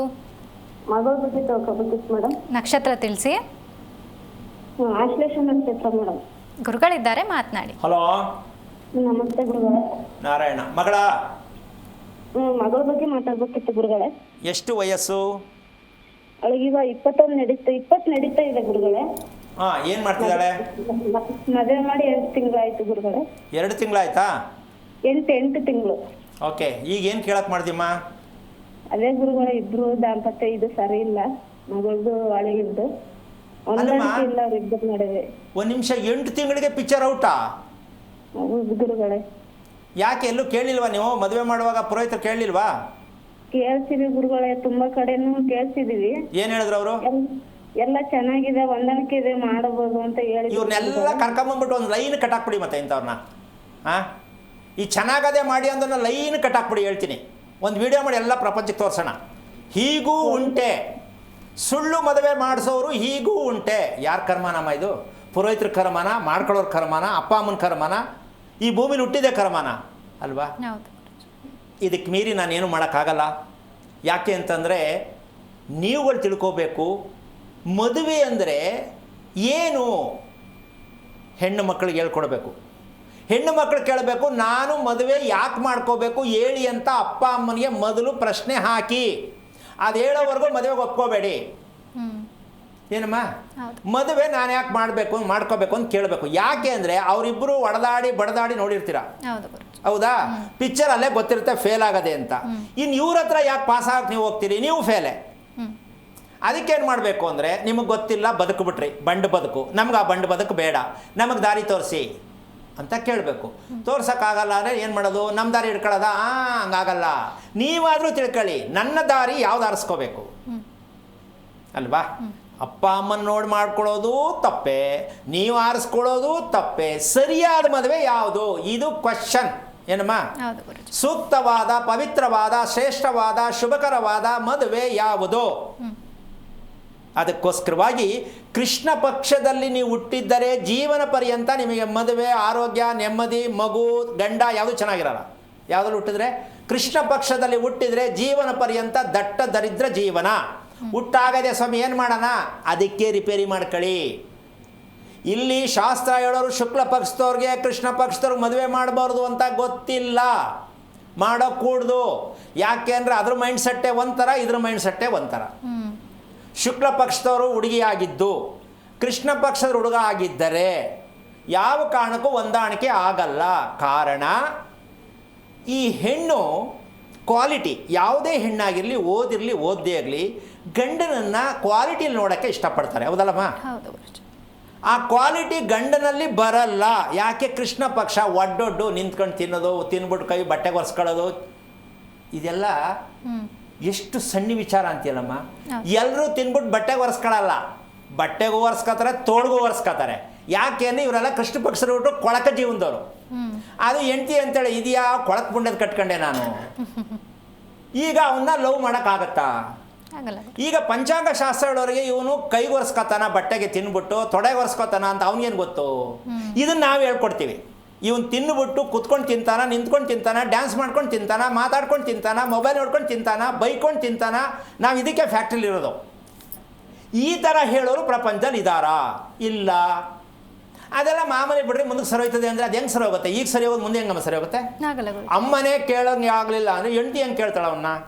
ನಿನಗೆ ಯಾಕೆ ಅದೆಲ್ಲ ಅಂದರೆ ಮುಗೀತು ಅಲ್ವಾ? ಮದುವೆ ಯಾವಾಗ ಇರುತ್ತಲ್ಲ ಆವಾಗ ರಿಸೆಕ್ಟು ಇದ್ರೆ ಇರ್ಬೋದು, ನಿಮ್ಮ ಅಪ್ಪನ ಯಾವಾಗ ಈ ಥರ ವಿಚಾರಗಳು ಬಂದ್ಬಿಡುತ್ತೆ. ಅಮ್ಮ ಈಗ ನೀನು ಏನು ಕೇಳಬೇಕು, ಯಾಕೆ ಅವರಿಬ್ಬರು ಹೊಂದಾಣಿಕೆ ಆಗ್ತಾ ಇಲ್ಲ ಅಂತ ಕೇಳಬೇಕು ಅಂತ ಮಾಡಿದ್ಯಮ್ಮ? ಹೌದು ಗುರುಗಳೇ, ಯಾಕೆ ಏನು ಅಂತ. ಈಗ ಮಗಳು ಅಲ್ಲೇ ಇದ್ದಾಳ, ಬಂದ್ಲಾ ಮನೇಲಿ ಇದ್ದಾಳ? ಗುರುಗಳೇ, ಎಲ್ಲ ಗುರುಗಳೇ, ಗಂಡನ ಮನೆಗೆ ಕಳಿಸಿದೀವಿ. ಅಲ್ಲ, ಒಂದ್ ನಿಮಿಷ ಅಮ್ಮ, ದಯವಿಟ್ಟು ಆ ಥರ ಮಾಡ್ಬಿಟ್ಟು ಆ ಹುಡುಗಿನ ಏನೋ ಒಂದು ಕತೆ ಮಾಡಬೇಡಿ. ಇಲ್ಲ ಗುರುಗಳೇ, ನೀವು ನಿಮ್ಮ ಮಗಳಿಗೆ ದಯವಿಟ್ಟು ಕರೆದು ಮನೇಲಿ ಇಟ್ಟುಕೊಂಡು, ಆದರೆ ಹೇಳ್ತೀನಿ ಕೇಳಿಸ್ಕೊಳ್ಳಿ. ಗುರುಗಳೇ, ನೀವು ಬಲವಂತವಾಗಿ ಅವಳಿಗೆ ಧೈರ್ಯ ಹೇಳೋದು, ಬುದ್ಧಿ ಹೇಳೋದು, ಅಡ್ಜಸ್ಟ್ ಮಾಡ್ಕವ, ನಾನು ನಿಮ್ಮ ಅಪ್ಪಂತ ಸಂಸಾರ ಮಾಡಿರುವ, ಇದೆಲ್ಲ ಕತೆ ಹೇಳಿ ಮಕ್ಕಳನ್ನ ತಳ್ಳಿಬೇಡಿ ಆಚೆಗೆ. ಆ ಹುಡುಗಿನ ನಿಜಕ್ಕೂ ಹೇಳ್ತೀನಿ, ಇನ್ನೂ ಮಗು ಆಗಿಲ್ಲ, 8 ತಿಂಗಳು ಮಗುದು ವಿಚಾರ ಏನಿಲ್ಲ ತಾನೆ? ಭಾರಿ ಒಳ್ಳೇದಾಯ್ತು. ಸದ್ಯ ಹುಡುಗಿ ಬದುಕೋತಾಳೆ. ನೀವು ಆ ಹುಡುಗಿನ ಸುಮ್ಮನೆ ಧಾರಾಳವಾಗಿ ಮನೇಲಿ ಕರ್ಕೊಂಬಂದು ಇರಿಸ್ಕೊಂಡು ದಯವಿಟ್ಟು ಆಮೇಲೆ ತಿಳ್ಕೊಳ್ಳಿ. ನಾನು ಹೇಳ್ಕೊಡ್ತೀನಿ ಒಳಗುಟ್ಟೇನು ಅಂತ. ಹುಡುಗ ಹೇಗಿದ್ದಾನೆ ಅನ್ನೋದು ನಿಮ್ಮ ಹುಡುಗಿ ಕುಂಡಲಿಯಲ್ಲಿರುತ್ತೆ. ಯಾವುದೇ ಹುಡುಗ ಸಿಕ್ಕಿದ್ರೂ ನಿಮ್ಮ ಹುಡುಗಿ ಹಣೆ ಬರಕ್ಕನುಸಾರವಾಗಿ, ಪೂರ್ವ ಪುಣ್ಯದ ಅನುಸಾರವಾಗಿ ಹುಡುಗ ಸಿಗ್ತಾನೆ ಹೊರತು ಹುಡುಗ ಸರಿ ಇಲ್ಲ ಅಂತ ಹೇಳಂಗಿಲ್ಲ. ಅದು ನಿಮ್ಮ ಹುಡುಗಿ ಕುಂಡಲಿಯಲ್ಲಿ ಇದೆ, ಎಂತಹ ಮನ್ಮತ ಸಿಕ್ತಿದ್ದ ಅಂತ. ಯಾಕೆ ಮನ್ಮತ ಅಂತ ಪದ ಬಳಸ್ತಿದ್ದೆ ಅಂದರೆ, ಹುಡುಗ ಸಿಕ್ಕೋನು ಮನ್ಮತನ ಥರ ಇರಬೇಕು ಅಂತ ಹೆಣ್ಣು ಬಯಸ್ತಾಳೆ ಅಲ್ಲಮ್ಮ, ಅದಕ್ಕೆ ಮನ್ಮತ ಅಂತ ಬಳಸ್ತೆ. ಆದರೆ ಅಂದ ಚಂದ ಕಲರ್ ಬಗ್ಗೆ ಅಲ್ಲ, ಸಿಕ್ಕುವ ಹುಡುಗ ಹೇಗಿರ್ತಾನೆ ಅಂತ ಹೆಣ್ಣು ಹುಡುಗಿಯ ಕುಂಡಲಿಯಲ್ಲೇ ಇರುತ್ತೆ. ಅದನ್ನು ನಾನು ಸಾಬೀತುಪಡಿಸಿ ತೋರಿಸ್ತೀನಿ.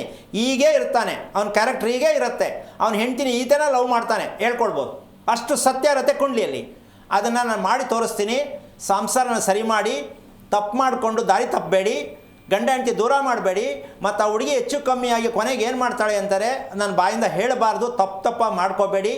ದಯವಿಟ್ಟು ನಿಮ್ಮ ಹುಡುಗಿನ ಕರ್ಕೊಂಬಂದು ಒಂದು ವಾರ ಇರಲಪ್ಪ ಸ್ವಲ್ಪ ಸಮಾಧಾನ ಮಾಡ್ತೀನಿ ಅಂತ ಕರ್ಕೊಂಬಂದ ಮೇಲೆ ಕರೆ ಮಾಡಿ ಮಾಹಿತಿ ಕೊಡ್ತೀನಿ. ಗಂಡ ಹೆಂಡತಿ ನಿಮ್ಮ ಯಜಮಾನ್ರಿದೆಲ್ಲ ನಂಬಿಕೆ ಇದೆಯೇನಮ್ಮ?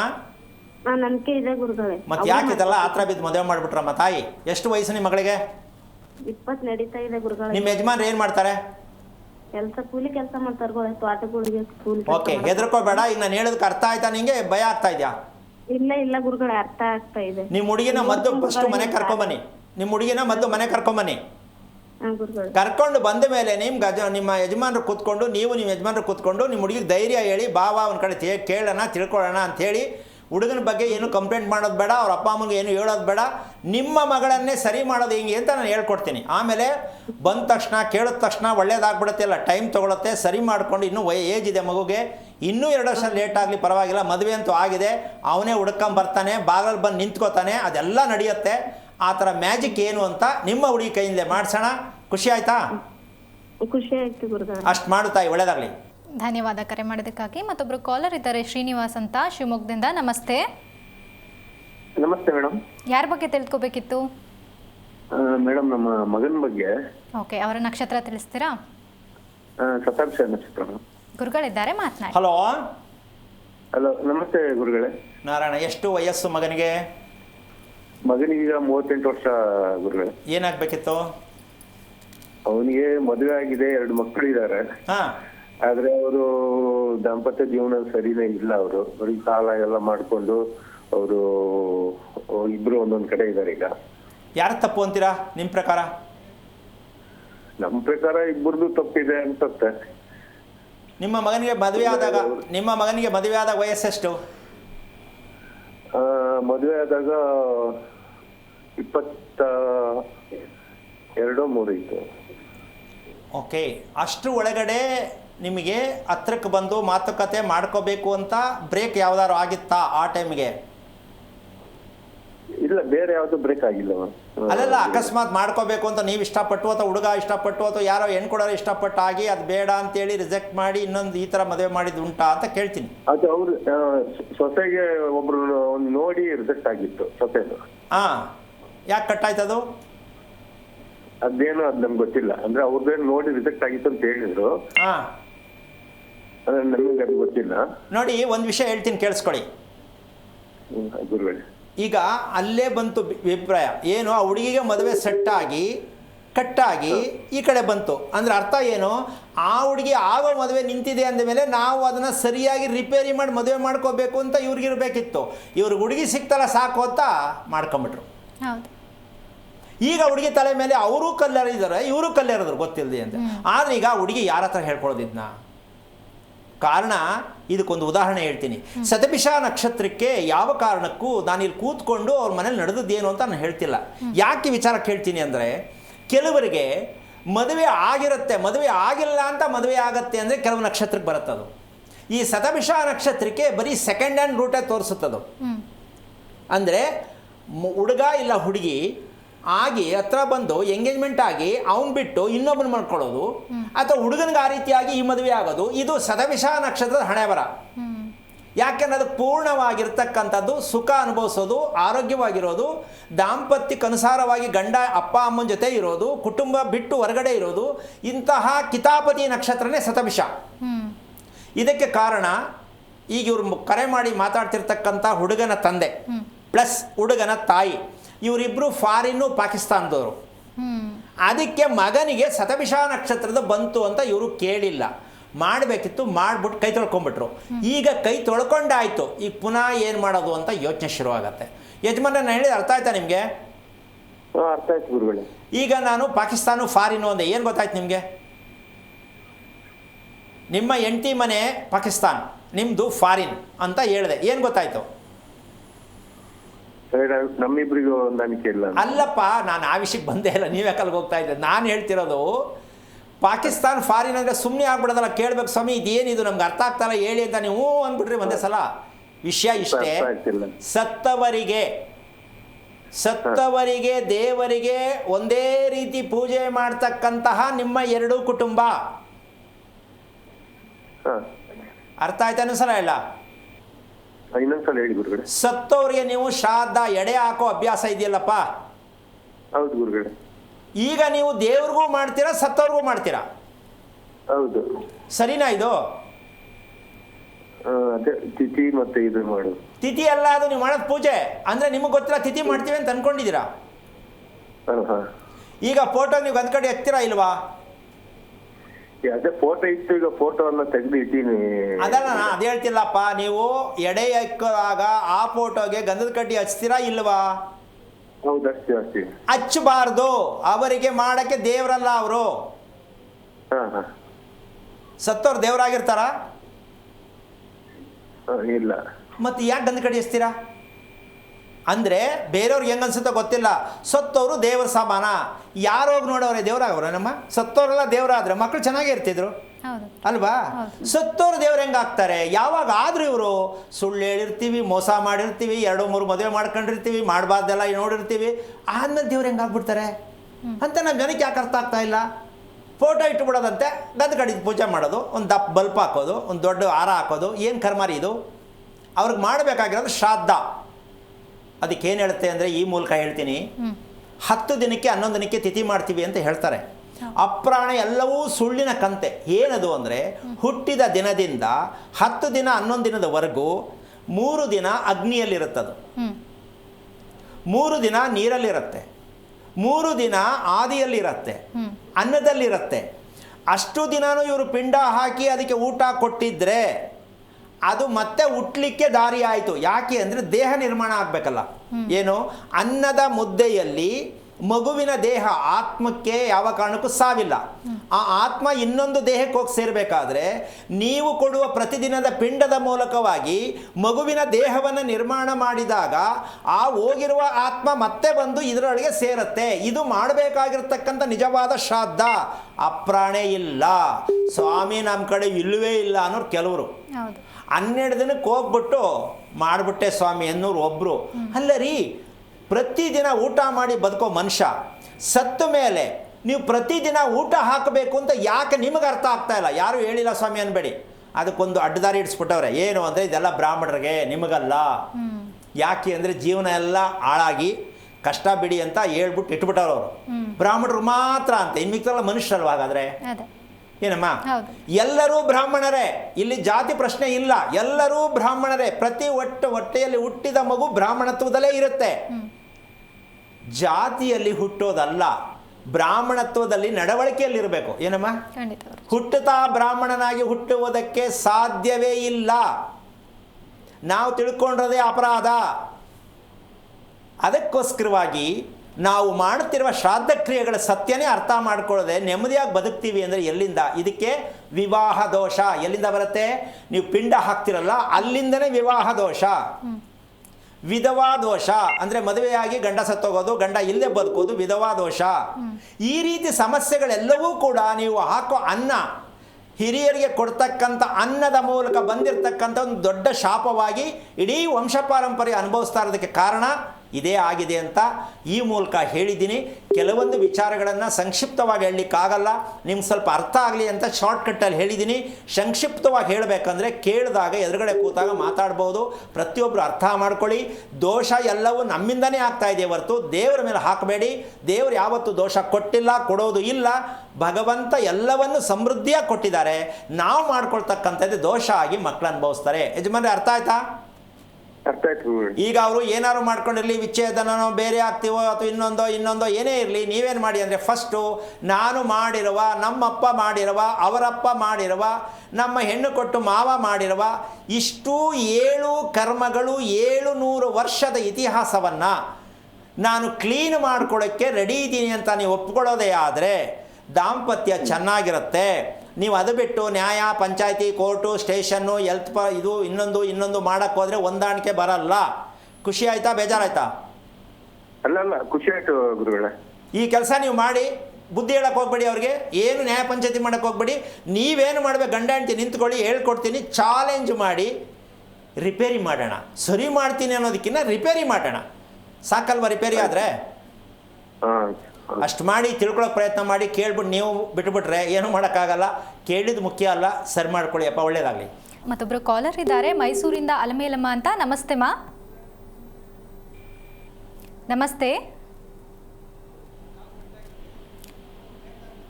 ಓಕೆ, ಕರೆ ಕಟ್ಟಾಗಿದೆ. ಮತ್ತೊಬ್ಬರು ಕಾಲರ್ ಇದ್ದಾರೆ, ರೇಖಾ ಅಂತ. ನಮಸ್ತೆ. ನಮಸ್ತೆ ಮೇಡಮ್. ಎಲ್ಲಿಂದ ಕರೆ ಮಾಡ್ತಿದ್ದೀರಾ? ಕಡೂರು ಹತ್ರ ಹಳ್ಳಿ, ಸೊಲ್ಲಾಪುರ, ಚಿಕ್ಕಮಗಳೂರು ಡಿಸ್ಟಿಕ್. ಓಕೆ, ಯಾರ ಬಗ್ಗೆ ತಿಳ್ಕೊಬೇಕಿತ್ತು? ನಮ್ಮ ಮಗಳ ಬಗ್ಗೆ ಮೇಡಮ್. ನಕ್ಷತ್ರ ತಿಳಿಸಿ. ಸ್ವಾತಿ ನಕ್ಷತ್ರ. ಗುರುಗಳಿದ್ದಾರೆ, ಮಾತನಾಡಿ. ಹಲೋ ಗುರುಗಳೇ ನಮಸ್ಕಾರ. ನಾರಾಯಣ, ಹೇಳಿಮ್ಮ, ಏನು ಓದಿದ್ದೀರಾ? ನಾವು SSLC ಮಾಡಿದ್ವಿ. ಮಗಳು? ಮಗಳು ಅಂದ್ರೆ ಅವಳು ಹುಟ್ಟಾಗಿಂದ ಸ್ವಲ್ಪ ಇದಿದೆ, ಏನಂದ್ರೆ ಬುದ್ಧಿ ಸ್ವಲ್ಪ ಕಡಿಮೆನೆ. ಎಷ್ಟು ವಯಸ್ಸು ಹೇಳಿದ್ರಿ? 21 ಇವಾಗ. ಓಕೆ, ನೀವು ಏನು ತಿಳ್ಕೊಳ್ಳಿಲ್ವಾ ಏನು ಕಾರಣ ಇದು ಅಂತ? ಇಲ್ಲ ಗುರುಗಳೇ, ಏನು ತಿಳ್ಕೊಂಡಿಲ್ಲ. ಯಾಕೆ? ಟೈಮ್ ಇಲ್ವಾ, ಬೇಜಾರಾ? ಅಂದ್ರೆ ನಮಗೆ ಕರ್ಕೊಂಡು ಹೋಗೋರಾಗ್ಲಿ ಮತ್ತೊಂದು ಇದ್ ಮಾಡೋರಾಗ್ಲಿ ನಮ್ಗೆ ಆತರ ಸಪೋರ್ಟೇ ಇಲ್ಲ ಗುರುಗಳೇ ಮನೇಲಿ. ನಿಮ್ಮ ಯಜಮಾನ್ರು? ಅವರು ರೈತರು, ಜೊತೆಗೆ ಇದಾರೆ, ಚೆನ್ನಾಗಿದ್ದೀವಿ. ಬಟ್ ಮಗಳು ಹಿಂಗೆ, ಮಗ ಚೆನ್ನಾಗಿದ್ದಾನೆ. ಅದಲ್ಲಪ್ಪ, ಈ ಮಗು ಹಂಗೆ ಬಿಟ್ಬಿಡೋದು ಅಂತನಾ? ಜೀವನ ಹಾಗೆ ಇರಲಿ ಅಂತನಾ? ಅದೇ ಗುರುಗಳೇ, ಏನ್ ಮಾಡೋದು ಅಂತ ಗೊತ್ತಿಲ್ಲ. ಅದಕ್ಕೆ ಈಗ ಒಂದ್ ಸ್ವಲ್ಪ ಸುಮಾರು ತಿಂಗಳುಗಳಿಂದ ನೋಡ್ತಾ ಇದ್ವಿ. ಹಾಂ, ನೋಡೋಣ ಅವಳ ಬಗ್ಗೆ ಏನಾದ್ರೂ ಗೊತ್ತಾಗುತ್ತೇನೋ. ಇದುವರೆಗೂ ಎಲ್ಲೂ ಏನು ಪ್ರಯತ್ನ ಮಾಡಿಲ್ಲ ಗುರುಗಳೇ. ಏನಾಗತ್ತೆ ನೋಡೇ ಬೇಡ ಅಂತ ಧೈರ್ಯವಾಗಿ ಇದ್ಬಿಟ್ಟಿದ್ದೀರಾ? ಅದೇ ತರ ಗುರುಗಳೇ, ಸುಳ್ಳೆಲ್ಲ ಹೇಳ್ಬಾರ್ದು ನಾವು. ನೋಡೋಣ ಅವಳಿಗೆ ಏನಾದ್ರು ಒಳ್ಳೇದಾಗದಿದ್ರಲ್ಲಿ. ಮಗನ ನಕ್ಷತ್ರ ಯಾವುದು? ಏನೋ. ಮಗನ ನಕ್ಷತ್ರ? ಮಗನ ನಕ್ಷತ್ರ ಗುರುಗಳೇ, ಒಂದು ನಿಮಿಷ. ಗೊತ್ತಿಲ್ಲ? ಗೊತ್ತು, ಕೃತಿಕಾ. ಕೃತಿಕಾ. ಎಷ್ಟು ವಯಸ್ಸು ಅವನಿಗೆ? ಅವನಿಗೆ 22. ಇಂದ್ರಜಿತ್. ಏನು ಮಾಡ್ತಿದ್ದಾನೆ ಅವನು? ಅವನು ಇಂಜಿನಿಯರಿಂಗ್ ಮಾಡ್ತಿದ್ದಾನೆ ಗುರುಗಳೇ. ಚೆನ್ನಾಗಿ ಓದ್ತಾ ಇದ್ದಾನಾ? ಗುರುಗಳೇ, ಅವನೇನು ಸಮಸ್ಯೆ ಇಲ್ಲ ಸದ್ಯಕ್ಕೆ. ಅಲ್ಲ, ಒಂದು ನಿಮಿಷ. ಚೆನ್ನಾಗಿ ಓದ್ತಾ ಇದ್ದಾನಾ ಅಂದೆ? ಗುರುಗಳೇ, ಚೆನ್ನಾಗಿ ಓದ್ತಾನೆ ಅವನು. ಓಕೆ, ನೀವು ಹೇಳ್ದಂಗೆ ಅವ್ನು ಕೇಳ್ತಾನೋ, ಅವ್ನು ಹೇಳ್ದಂಗೆ ನೀವು ಕೇಳ್ತೀರಾ? ಕೆಲವೊಂದ್ರಲ್ಲಿ ಅವನ ಪ್ರಕಾರನೇ ನಾವು ಹೋಗ್ತಿದೀವಿ ಗುರುಗಳೇ. ಯಾಕೆ ಅಂದರೆ ಬ್ರೇಕ್ ಇಲ್ಲದ ವೆಹಿಕಲ್ ಜೋಪಾನ. ನಿಮ್ಮ ಮಗ ಬ್ರೇಕ್ ಇಲ್ಲದ ವೆಹಿಕಲ್ ಜೋಪಾನ. ಕಾರಣ ಏನಂದರೆ ಪಾಪ ಈಗ 22 ಅನ್ಬೇಡಿ. ಈ ಕೆಲವ್ರಿಗೆ ಅಪ್ಪ ಅಮ್ಮ ಹೆಂಗೆ ಹೇಳ್ತೀರಮ್ಮ, ಈಗ 22, ಈಗ 24 ಅಂತಾರೆ. ಅವ್ರು ಇಷ್ಟಕ್ಕೇನು ಅಂದರೆ 22 ತಿಂಗಳಿದ್ದಂಗೆ. 22 ಅಂದರೆ 44 ವರ್ಷದವರೆಗೆ ಏನೇನು ಅವಶ್ಯಕತೆ ಇರುತ್ತೆ ಅದೆಲ್ಲವೂ ಬೇಕಾಗಿರುತ್ತೆ 22ಕ್ಕೇನೆ ಅಂತ ಅಪ್ಪ ಅಮ್ಮನಿಗೆ ಗೊತ್ತಾಗಲ್ಲ. ಈಗ 22 ಅವ್ರ ಮಕ್ಕಳಲ್ವಾ? ಈಗ 22 ಏನಾದ್ರು ಅಚಾತುರ್ಯಾಗಿ ಹೆಚ್ಚು ಕಮ್ಮಿಯಾಗಿ ಲವ್ ಬಿದ್ದಾಗ ಅಯ್ಯಯ್ಯೋ ಇಷ್ಟು ಚಿಕ್ಕ ವಯಸ್ಸಿಗೆ ಬೇಕಿತ್ತಾ ಅಂತ ಆಶ್ಚರ್ಯಕವಾಗಿ ಹೋಗಿ ಶಾಸ್ತ್ರ ಕೇಳ್ತಾರೆ. ನನ್ನ ಮಗ ಹಿಂಗೆ ಮಾಡಿಬಿಟ್ಟ ನೋಡಿ ಅಂತ. ಅವನು ಏನು ಹೇಳೋಕ್ಕಾಗಲ್ಲ, ಶಾಸ್ತ್ರ ಹೇಳೋನು. ಯಾಕೆನೋ ಅವ್ನು ಏನು ಗೊತ್ತೇ ಇರಲ್ಲ. ಯಾಕೆ ವಿಷಯ ಹೇಳ್ತೀನಿ, 20 ವರ್ಷದಿಂದ ಆ ಮಗು ಈ ರೀತಿ ಇದೆ ಅಂತ ಗೊತ್ತಿದ್ರೂ ಎಲ್ಲೂ ಹೋಗಿಲ್ಲ, ಸಪೋರ್ಟ್ ಯಾರು ಕೊಟ್ಟಿಲ್ಲ ಅಂತ ಆ ಮಗುವಿನ ಭವಿಷ್ಯವನ್ನು ಇಡೀ ವಂಶಕ್ಕೆ ಶಾಪ ಆಗತ್ತದು. ಇಡೀ ವಂಶಕ್ಕೆ. ಇವ್ರು ನೆಮ್ಮದಿಯಾಗಿರೋಕ್ಕಾಗಲ್ಲ. ಅಂದರೆ ಜವಾಬ್ದಾರಿ ಎಷ್ಟಿದೆ ಮಕ್ಕಳ ಬಗ್ಗೆ ಅಂತ ತಿಳ್ಕೊಬೇಕಲ್ಲಮ್ಮ. ಮಗು ಹುಟ್ಟಿದ 23 ದಿನಕ್ಕೆ ತಂದೆ ತಾಯಿಗಳು ನಿಜವಾದ ತಂದೆ ತಾಯಿಗಳಾಗಿದ್ದಾರೆ. 23 ದಿನಕ್ಕೆ ಮಗುವಿನಲ್ಲಿರುವಂಥ ಸತ್ಯವನ್ನು ತಿಳಿಬೇಕು. ನಿಜವಾದ ತಂದೆ ತಾಯಿಗಳಾಗಿದ್ದಾರೆ ಅಂತ ಯಾಕೆ ಹೇಳ್ತೀನಿ ಅಂದರೆ, ನಾಚಿಕೆ ಪಟ್ಕೊಂಡು ಹೇಳಲಿ ಅಂತ. 23 ದಿನಕ್ಕೆ ಮಗುವಿನ ಸತ್ಯ ಗೊತ್ತಾಗಬೇಕು. ದೇಹದ ಚಿತ್ರಣ ಏನು ಅಂತ ಗೊತ್ತಾಗಬೇಕು. ದೇಹದಲ್ಲಿ ಎಲ್ಲಿ ವ್ಯತ್ಯಾಸಗಳಾಗಿದೆ ಅಂತ ಗೊತ್ತಾಗಬೇಕು. ಮಗುವಿನ ಉಸಿರಾಟ ಹೇಗಿದೆ ಅಂತ ಗೊತ್ತಾಗಬೇಕು. ಮಗುವಿನ ಯೂರಿನ್ ಮೋಷನ್ ಕರೆಕ್ಟ್ ಇದೆಯಾ ಅಂತ ಗೊತ್ತಾಗಬೇಕು. ಮಗು ಮುಂದೆ ಚೆನ್ನಾಗಿ ಯಾವ ರೀತಿ ಆಗ್ತಾನೆ ಅಂತ ಗೊತ್ತಾಗಬೇಕು. ಈ ಸತ್ಯ ಅರ್ಥ ಮಾಡ್ಕೊಳ್ಳಿಲ್ಲ ಅಂದರೆ ಮಗು ಬಗ್ಗೆ ಏನು ತಲೆ ಕೆಚ್ಕೊಳ್ಳೋಕ್ಕೆ ಮಕ್ಕಳನ್ನ ಬೆಳೆಸಬೇಕು. ಇದನ್ನು ತಿಳ್ಕೊಳ್ಳದೆ ವಿದ್ಯೆಯನ್ನು ಕೊಟ್ಟು ಆ ಮಗುವಿನ ಏನು ಮಾಡಬೇಕು ಅಂತ ಮಾಡ್ತೀರಾ? ಸ್ವಲ್ಪ ಯೋಚನೆ ಮಾಡಿ ತಂದೆ ತಾಯಿಗಳು. ಮೂಲ ವಿದ್ಯೆ ಯಾವುದು? ಆರೋಗ್ಯ. ಏನಮ್ಮ, ಆರೋಗ್ಯನೇ ಮಕ್ಕಳು ನೀವು ಕೊಡದೇನೆ ತಗೊಂಡೋಗಿ ಕಾನ್ವೆಂಟ್ಗೆ ಹಾಕ್ಬಿಟ್ಟು 3 ವರ್ಷಕ್ಕೆ ತಗೊಂಡೋಗಿ ಬಿಸಾಕ್ಬಿಡ್ತೀರಲ್ಲ, ಏನು ಅರ್ಥ ಇದೆ ಇದು? ನಿಮ್ಮ ಬೇಜವಾಬ್ದಾರಿಗೆ ನಿಮ್ಮ ಒಂದು ಸಮಯವನ್ನು ಸರಿಯಾದ ರೀತಿ ಬಳಸ್ಕೊಳ್ಳೋಕ್ಕೆ ತೊಂದರೆ ಕೊಡ್ತಾರೆ ಅಂತ ತಗೊಂಡೋಗಿ ಅಲ್ಲಿ ಬಿಸಾಕ್ಬಿಡ್ತೀರಲ್ಲ, ಸಾಯಂಕಾಲ ಗಂಟೆ ಇರಲಿ ಅಲ್ಲ ಒಂದು ಕಡೆ ಅಂತ. ಇದು ಮಕ್ಕಳು ಬೇಕಾ? ಇಂಥ ಅವಶ್ಯಕತೆ ಇದೆಯಾ? ನರಕವನ್ನು ಅನುಭವಿಸ್ಬೇಕಾಗತ್ತೆ ಮಕ್ಕಳು ಆರೋಗ್ಯವಂತರನ್ನಾಗಿ ಬೆಳೆಸದೇ ಇರುವ ತಂದೆ ತಾಯಿಗಳು. ಸಾವಿನಲ್ಲೂ ಇವರಿಗೆ ಜಾಗ ಇಲ್ಲ, ನರಕ ಯಾತನೆ ಅನುಭವಿಸ್ಬೇಕಾಗತ್ತೆ. ಇಲ್ಲ ಅಂದರೆ ಮಕ್ಕಳು ಮಾಡ್ಕೋಬಾರ್ದು. ನಿಮಗೆ ಪುರ್ಸತ್ತಿಲ್ಲ ತಾನೇ, ನಿಮಗೆ ಜವಾಬ್ದಾರಿ ಇಲ್ಲ ತಾನೇ, ಮಾಡ್ಕೋಬೇಡಿ ಮಕ್ಕಳನ್ನ. ನಾನು ಆರ್ಡರ್ ಮಾಡ್ತಾ ಇಲ್ಲ. ಮಕ್ಕಳನ್ನು ದೂರಬಾರದು. ಮಕ್ಕಳ ಮೇಲೆ ಯಾವುದೇ ಕಾರಣಕ್ಕೂ ನೀವು ಕೈ ತೋರಿಸಿ ಮಾತಾಡಬಾರ್ದು. ಮಕ್ಕಳು ಏನು ಅನುಭವಿಸ್ತಾ ಇದ್ದಾರೆ ಅಂದರೆ ನಿಮ್ಮ ಸೋಮಾರಿತನ, ನಿಮ್ಮ ಬೇಜವಾಬ್ದಾರಿತನ, ನಿಮ್ಮ ಶ್ರದ್ಧೆ ಇಲ್ಲದ ಜೀವನ. ನೀವಿಲ್ಲಿ ಸಂಪಾದನೆ ಮಾಡೋಕ್ಕೆ, ಜಮೀನು ಮಾಡೋಕ್ಕೆ, ಮನೆ ಕಟ್ಟಕ್ಕೆ ಬಂದಿದ್ದೀರಾ. ಬಟ್ ಮಗು ಮಾಡ್ಕೊಳ್ಳೋಕ್ಕೆ ನಿಮ್ಗೆ ಅಧಿಕಾರ ಇರಲಿಲ್ಲ, ಮದುವೆ ಮಾಡ್ಕೊಳ್ಳೋಕ್ಕೆ ಗೊತ್ತಿರಲಿಲ್ಲ. ಆದರೂ ಪುರೋಹಿತರು ಹೇಳಿದ್ರು ಮಾಡ್ಕೊಂಡೆ ಸ್ವಾಮಿ ಅಂತ ಪುರೋಹಿತರ ಮೇಲೆ ಹೇಳ್ತೀರಾ. ಮಗು ದೇವ್ರು ಕೊಟ್ಟ ಸ್ವಾಮಿ ಅಂತ ದೇವ್ರ ಮೇಲೆ ಹೇಳ್ತೀರಾ. ಮತ್ತು ನೀವು ಯಾವ್ದು ಹೊತ್ಕೋತಾ ಇದ್ದೀರಾ? ಎಲ್ಲ ಹಿಂಗೆ ತಾನೇ ಹೇಳೋದು. ಮಗು ದೇವ್ರು ಕೊಟ್ಟನಂತೆ, ಅದೇನು ದೇವ್ರು ಕೊಡ್ತಾನೆ? ಕರೆದು ಎಲ್ರಿಗೂ ದೇವ್ರು ಕೊಡ್ತಾನೆ, ಮಗುನ ಹಿಡ್ಕೊ ಅಂತ. ಹಾಗಿದ್ದರೆ ಮಕ್ಕಳು ಯಾಕೆ ಆಗ್ತಾ ಇಲ್ಲ? ಕೆಲವ್ರಿಗೆ ಎಲ್ರಿಗೂ ದೇವ್ರು ಕೊಡೋದಾದರೆ ಕೆಲವ್ರು ಮಕ್ಕಳು ಯಾಕೆ ಆಗ್ತಾ ಇಲ್ಲಮ್ಮ? ಹೇಳಬೇಕಲ್ಲ, ಅರ್ಥ ಬೇಕಲ್ಲ ನಮಗೆ. ಎಲ್ಲರಿಗೂ ಮಕ್ಕಳು ದೇವ್ರು ಕೊಡ್ತಾನೆ ಅದಾದರೆ ನಿಮ್ಮ ಸುಳ್ಳು ಸತ್ಯ ಆಗಬೇಕು ಅಂದರೆ ಎಲ್ಲರಿಗೂ ಮಕ್ಕಳು ಕೊಡಬೇಕಿತ್ತು. ಕೆಲವ್ರಿಗೆ ಯಾಕೆ ಆಗ್ತಾ ಇಲ್ಲ? ಈ ಪ್ರಶ್ನೆ ಪ್ರತಿಯೊಬ್ಬರು ಅರ್ಥ ಮಾಡ್ಕೊಳ್ಳಿ. ಅಮ್ಮ ನಿಮ್ಗೆ ಅರ್ಥ ಆಯ್ತಾ, ಬೇಜಾರಾಯ್ತಾ? ಹಲೋ, ಅರ್ಥ ಆಗ್ತಿದೆ ಗುರುಗಳೇ. ಅಲ್ಲ ಇದೇನಪ್ಪ ಏನೇನು ಹೇಳ್ಬಿಟ್ಟು ಅಂತ ಬೇಜಾರಾಯ್ತಾ ಅಂತ? ಇಲ್ಲ ಇಲ್ಲ ಇಲ್ಲ, ಆ ಥರ ಅನ್ನಿಸ್ತಿಲ್ಲ ಗುರುಗಳೇ. ಓಕೆ, ನಿಮ್ಮ ಮನೆ ಎಷ್ಟು ವರ್ಷದ್ದು? ನಿಮ್ಮ ಮನೆ ಎಷ್ಟು ವರ್ಷದ್ದು? ಗುರುಗಳೇ 5 ವರ್ಷ ಆಗಿದೆ. ನಾವ್ ಇಲ್ಲಿಗೆ ಬಂದ್ವಿ, ಈಗ ರೀಸೆಂಟ್ ಕಟ್ಟಿ 5 ವರ್ಷ ಆಗಿದೆ. ಓಕೆ, ಯಾರ್ದು ಪ್ಲಾನು? ನಿಮ್ಮ ಯಜಮಾನರದ ಪ್ಲಾನು? ಹೌದು ಗುರುಗಳೇ. ಓಕೆ, ಎಷ್ಟಡಿ ಇದೆ? ಉತ್ತರ, ದಕ್ಷಿಣ, ಪೂರ್ವ, ಪಶ್ಚಿಮ ಎಷ್ಟಿದೆ? 21, 16, 27. 27 ಯಾವ ಕಡೆಗೆ? ಪೂರ್ವ ಪಶ್ಚಿಮನ ಉತ್ತರ ದಕ್ಷಿಣನ? ಪೂರ್ವ ಪಶ್ಚಿಮ ಗುರುಗಳೇ. 27. ಉತ್ತರ ದಕ್ಷಿಣ? ಉತ್ತರ ದಕ್ಷಿಣ ಒಂದು 15 ಇರ್ಬೋದು ಗುರುಗಳೇ. ಓಕೆ, ಇದು ಇಷ್ಟಕ್ಕೆ ಮನೆ ಕಟ್ಬೋದು ಅಂತ ನಿಮ್ಮ ತೀರ್ಮಾನನಾ, ಹೇಗೆ ಅದು? ಇಲ್ಲ, ಇದನ್ನ ಅಂದ್ರೆ ಕ್ಯಾಟ್ಲ ಶೆಡ್ ಅಂತ ಹೇಳ್ತಾರಲ್ಲ, ದನಿ ಮನೆ ಮಾಡಕ್ ಹೋಗಿ ಅದೇನ ಆಗಿ ಇದು ಮಾಡಿರ್ತಕ್ಕಂಥದ್ದು ಗುರುಗಳೇ. ಓಕೆ, ಆಯ್ತು. ಈಗ ನಿಮ್ಮ ತಂದೆ ಏನು ಮಾಡ್ತಾರಪ್ಪ? ಅವರು ಅದು ಎಕ್ಸ್ಪೈರ್ಡ್ ಆಗಿದ್ದಾರೆ ಗುರುಗಳೇ. ಎಷ್ಟು ವರ್ಷ ಆಯ್ತು? 2 ವರ್ಷ ಆಯ್ತು. 2 ವರ್ಷ ಆಗ್ತಾ ಬರ್ತಿದೆ. ಏನಾಗಿತ್ತು ಅಪ್ಪಂಗೆ? ಅಪ್ಪಗೆ ಅದೇ ಉಸಿರಾಟ ಸಮಸ್ಯೆ ಇತ್ತು. ಓಕೆ, ಫೋಟೋ ಇಟ್ಟಿದ್ದೀರಾ? ಇದೆ ಗುರುಗಳೇ. ಯಾರು ಪೂಜೆ ಮಾಡೋದು? ನೀವಾ, ನಿಮ್ಮ ಹೆಂಡ್ತಿನ, ಯಾರು? ಮೊಮ್ಮಗ ಮಾಡ್ತಾನೆ. ಓಕೆ, ಯಾಕೆ ಕೇಳಿದೆ ಅಂದರೆ ನಿಮ್ಮ ಮಗಳು ಸ್ವಾತಿ ನಕ್ಷತ್ರ ಹುಟ್ಟಿದಾಳಲ್ಲ, ಇದರ ಪಿಕ್ಚರು ನಿಮ್ಮಲ್ಲಿ ನಿಮ್ಮಪ್ಪ, ಅವರಪ್ಪ, ನಿಮ್ಮ ಹೆಂಡತಿ ಅಪ್ಪ, ಯಾರೇ ಆಗಲಿ ಹಿರಿಯರಿಗೆ ಈ ರೀತಿ ಫೋಟೋಗಳಿಗೆ ಪೂಜೆ ಮಾಡುವ ಸಂಪ್ರದಾಯ ಇರುವ ಕಾರಣ ಅನಾರೋಗ್ಯ, ಹೊಟ್ಟೆಯಲ್ಲಿ ಇರುವ ಸಮಸ್ಯೆ, ಜೀರ್ಣಾಂಗ, ಜೀರ್ಣಕ್ರಿಯೆ, ಅರ್ಥ ಆಗ್ತಾ ಇದೆಯಾ ನಿಮಗೆ? ಓಕೆ ಗುರುಗಳೇ. ಈಗ ನೀವು ಮದುವೆ ಆದಾಗ ನಿಮ್ಮ ಮಗಳು ಹುಟ್ಟಕ್ಕಿಂತ ಮುಂಚೆ ಎಷ್ಟು ತಡವಾಗಿ ಮಲಗ್ತಿದ್ರಿ, ಎಷ್ಟು ತಡವಾಗಿ ಊಟ ಮಾಡ್ತೀರಿ, ಸ್ವಲ್ಪ ಜ್ಞಾಪಕ ಮಾಡ್ಕೊಳ್ಳಿ. ಹೌದಾ ಅಲ್ವಾ? ಟೈಮಿಂಗ್ಸ್ ಇಲ್ಲ ಗುರುಗಳೇ. ನೋಡಿ, ಟೈಮಿಂಗ್ಸ್ ಇಲ್ಲದಕ್ಕೆ ಟೈಮಿಂಗ್ಸ್ ಇಲ್ಲ ಕೆಲಸ ಕೊಡೋ ಮಗು ಬಂತು. ಈಗಲೂ ಆ ಮಗುಗೇನು ಸಮಸ್ಯೆ ಇಲ್ಲ. ನೀವು ತಿಳ್ಕೊಬೇಕಾದಿಷ್ಟೇ, ನಿಮ್ಮ ಜನ್ಮ ಕೊಟ್ಟ ತಂದೆ ಉಸಿರಾಟದ ಸಮಸ್ಯೆ ಅಂತಕ್ಕಂಥದ್ದು ಏನು ಅಂದರೆ, ಜೀರ್ಣ ಯಾರಿಗೆ ಚೆನ್ನಾಗಿಲ್ವೋ ಅವರಿಗೆ ಉಸಿರಾಟ ಚೆನ್ನಾಗಿಲ್ಲ. ನಿಮ್ಮ ತಂದೆ ಅದೇ ಸಮಸ್ಯೆ ಸತ್ತಿದ್ದಾರೆ. ಹೌದು. ಈಗ ಅವರು ಎಷ್ಟು ನೋವುಪಟ್ಟು ಸತ್ತಿದ್ದಾರೆ ಅದಷ್ಟು ಕುಟುಂಬದ ಮೇಲೆ ಇರುತ್ತೆ. ಈಗ ನಿಮ್ಮ ಮಗಳಿಗೂ ಕೂಡ ಸ್ವಾತಿ ನಕ್ಷತ್ರ ಮತ್ತು ನಿಮ್ಮ ಮಗ ಹುಟ್ಟಿರ್ತಕ್ಕಂಥ ಕೃತಿಕಾ ನಕ್ಷತ್ರ. ಈಗ ಅವ್ನು ನೋಡಿ, ಅವನ ಕೋಪ ಆತರ ಎಷ್ಟು ಸ್ಪೀಡಲ್ಲಿ ಇರ್ತಾನೆ ಅಂದರೆ, ನೀವೆಲ್ಲೋ ಸ್ವಲ್ಪ ನಿಧಾನ ಮಾಡೋ, ಯಾಕೆ ಇಷ್ಟೊಂದು ಅಂತ ಹೇಳ್ತೀರಾ ಇಲ್ವಾ? ನೀವು ಹೇಳಿ. ಯಾಕೆಂದ್ರೆ ಇವನು ಜೋಪಾನ ಸ್ವಲ್ಪ ಜಾಸ್ತಿ ಆ ಕಡೆ ಕಡೆ ಕಣ್ಣಾಡಿಸ್ಬಿಟ್ಟನು. ಸ್ವಲ್ಪ ಜೋಪಾನ ಆಗಿರಿ, ನನ್ನ ಮಗ ಓದ್ತಾನೆ, ಭಾರಿ ಚೂಟಿ ಆಗವನೆ, ಎಕ್ಸ್ಟ್ರಾ ಆರ್ಡಿನರಿ ಆಗವನೆ ಅಂತ ಅನ್ಕೊಂಡ್ರಿ, ಎಕ್ಸ್ಟ್ರಾ ಆರ್ಡಿನರಿ ಕೆಲಸ ಆಗ್ಬಿಡುತ್ತೆ ಜೋಪಾನ. ಯಾಕೆಂದರೆ ನೀವು ಗಂಡ ಹೆಂಡತಿ ಯೋಚನೆ ಮಾಡಬೇಕು, ಇಲ್ಲಿ ಮಾಡೋ ಈ ಮಗು ಹಿಂಗಾಯ್ತು, ಇವನು ನೋಡಿದ್ರೆ ಹಿಂಗಾದ್ನಲ್ಲ ಅಂತ. ಈ ಸ್ಥಿತಿಗೆ ನೀವು ಮನೆ ಕಟ್ಟಕ್ಕೆ ಮುಂಚೆ ನಿಜಕ್ಕೂ ಹೇಳ್ತೀನಿ, ನಿಮ್ಮ ಸ್ಥಿತಿಗೆ ಒಳ್ಳೆ ಮನೆ ಕಟ್ಬೋದು. ಈ ಚಿಕ್ಕ ಸೈಟಲ್ಲಿ ಮನೆ ಕಟ್ಟಿದ್ದು ಪರವಾಗಿಲ್ಲ, ಹೆದರ್ಕೊಳ್ಳುವಂಥದ್ದು ಏನಿಲ್ಲ. ಆದರೆ ನೀವು ಫಸ್ಟ್ ತಿಳ್ಕೊಬೇಕಾಗಿದ್ದು, ಇವತ್ತು ನಿಮ್ಮ ಮಗುಗೆ ಜೀರ್ಣಾಂಗ ವ್ಯವಸ್ಥೆಯನ್ನು ಸರಿ ಮಾಡಿಕೊಂಡ್ರೆ ಮಗು ಚೆನ್ನಾಗಾಗತ್ತೆ. ಯೋಚನೆ ಮಾಡಬೇಡಿ. ನಿಮ್ಮ ಮಗನಿಗೂ ಅದು ಅವಶ್ಯಕತೆ ಇದೆ. ಅವನಿಗೆ ತಲೆಯಲ್ಲಿ ಸಮಸ್ಯೆ ಇದೆ, ಇವಳಿಗೆ ಹೊಟ್ಟೆಯಲ್ಲಿ ಸಮಸ್ಯೆ ಇದೆ. ಅರ್ಥ ಆಯ್ತಾ ನಿಮಗೆ? ಓಕೆ ಓಕೆ ಗುರುಗಳೇ. ಮಗನಿಗೆ ತಲೆಯಲ್ಲಿ ಸಮಸ್ಯೆ ಇದೆ ಅಂದರೆ ನಿದ್ದೆ ಕರೆಕ್ಟಾಗಿ ಕ್ವಾಲಿಟಿ ಮಾಡಲ್ಲ ಅವನು. ಓಕೆ.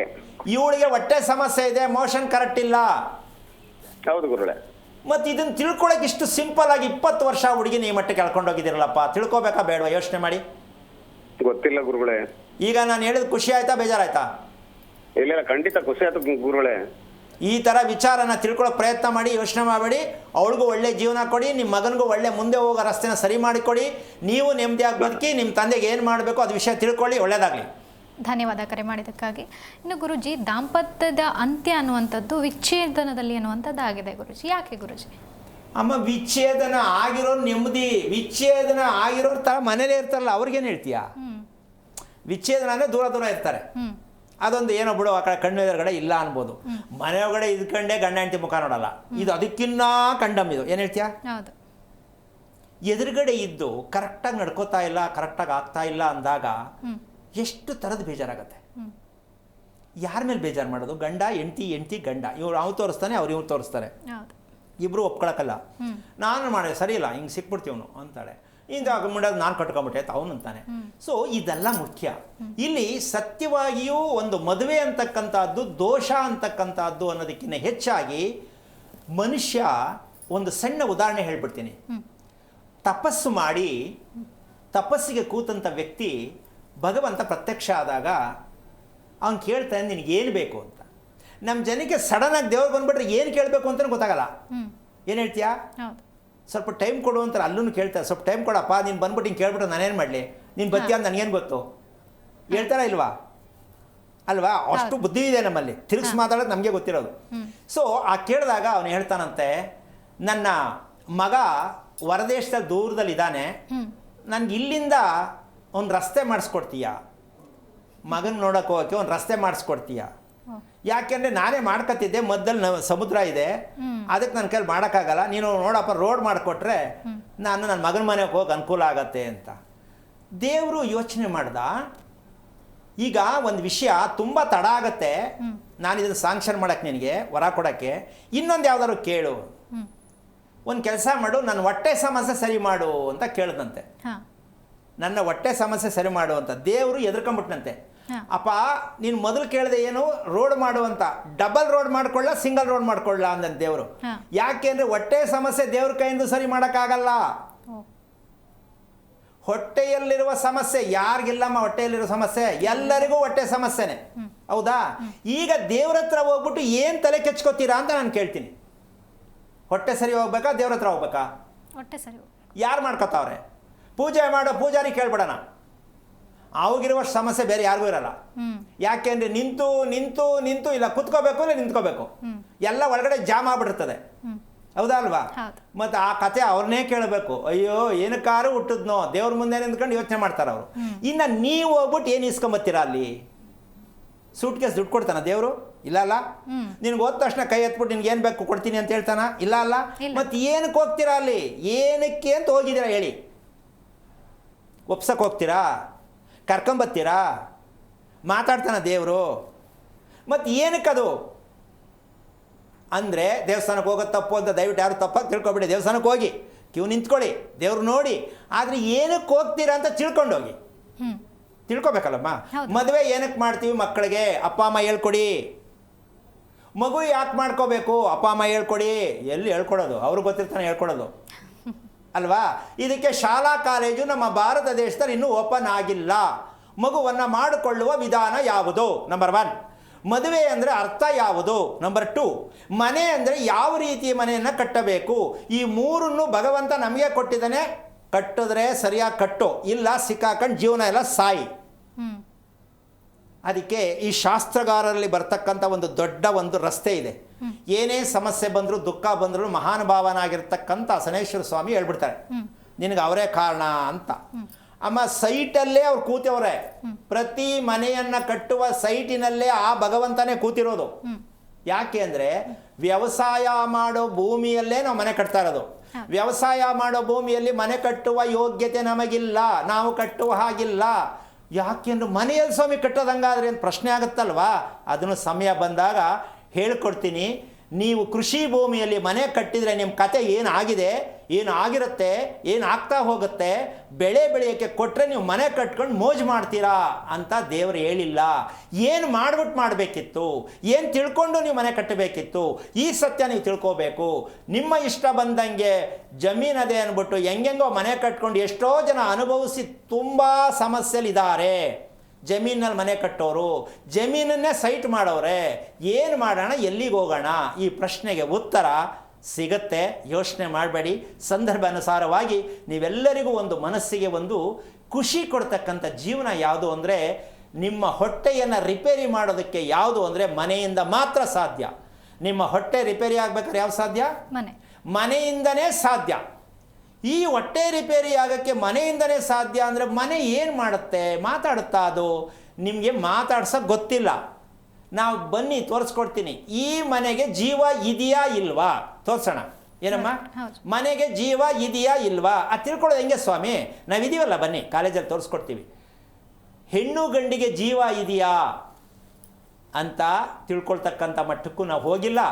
ಮನೆ ಕಟ್ಟೋ ಭೂಮಿಗೂ ಜೀವ ಇದೆಯಾ ಅಂತ ತಿಳ್ಕೊಳ್ಳೋ ಮಟ್ಟಕ್ಕೆ ನಾವು ಹೋಗಿಲ್ಲ.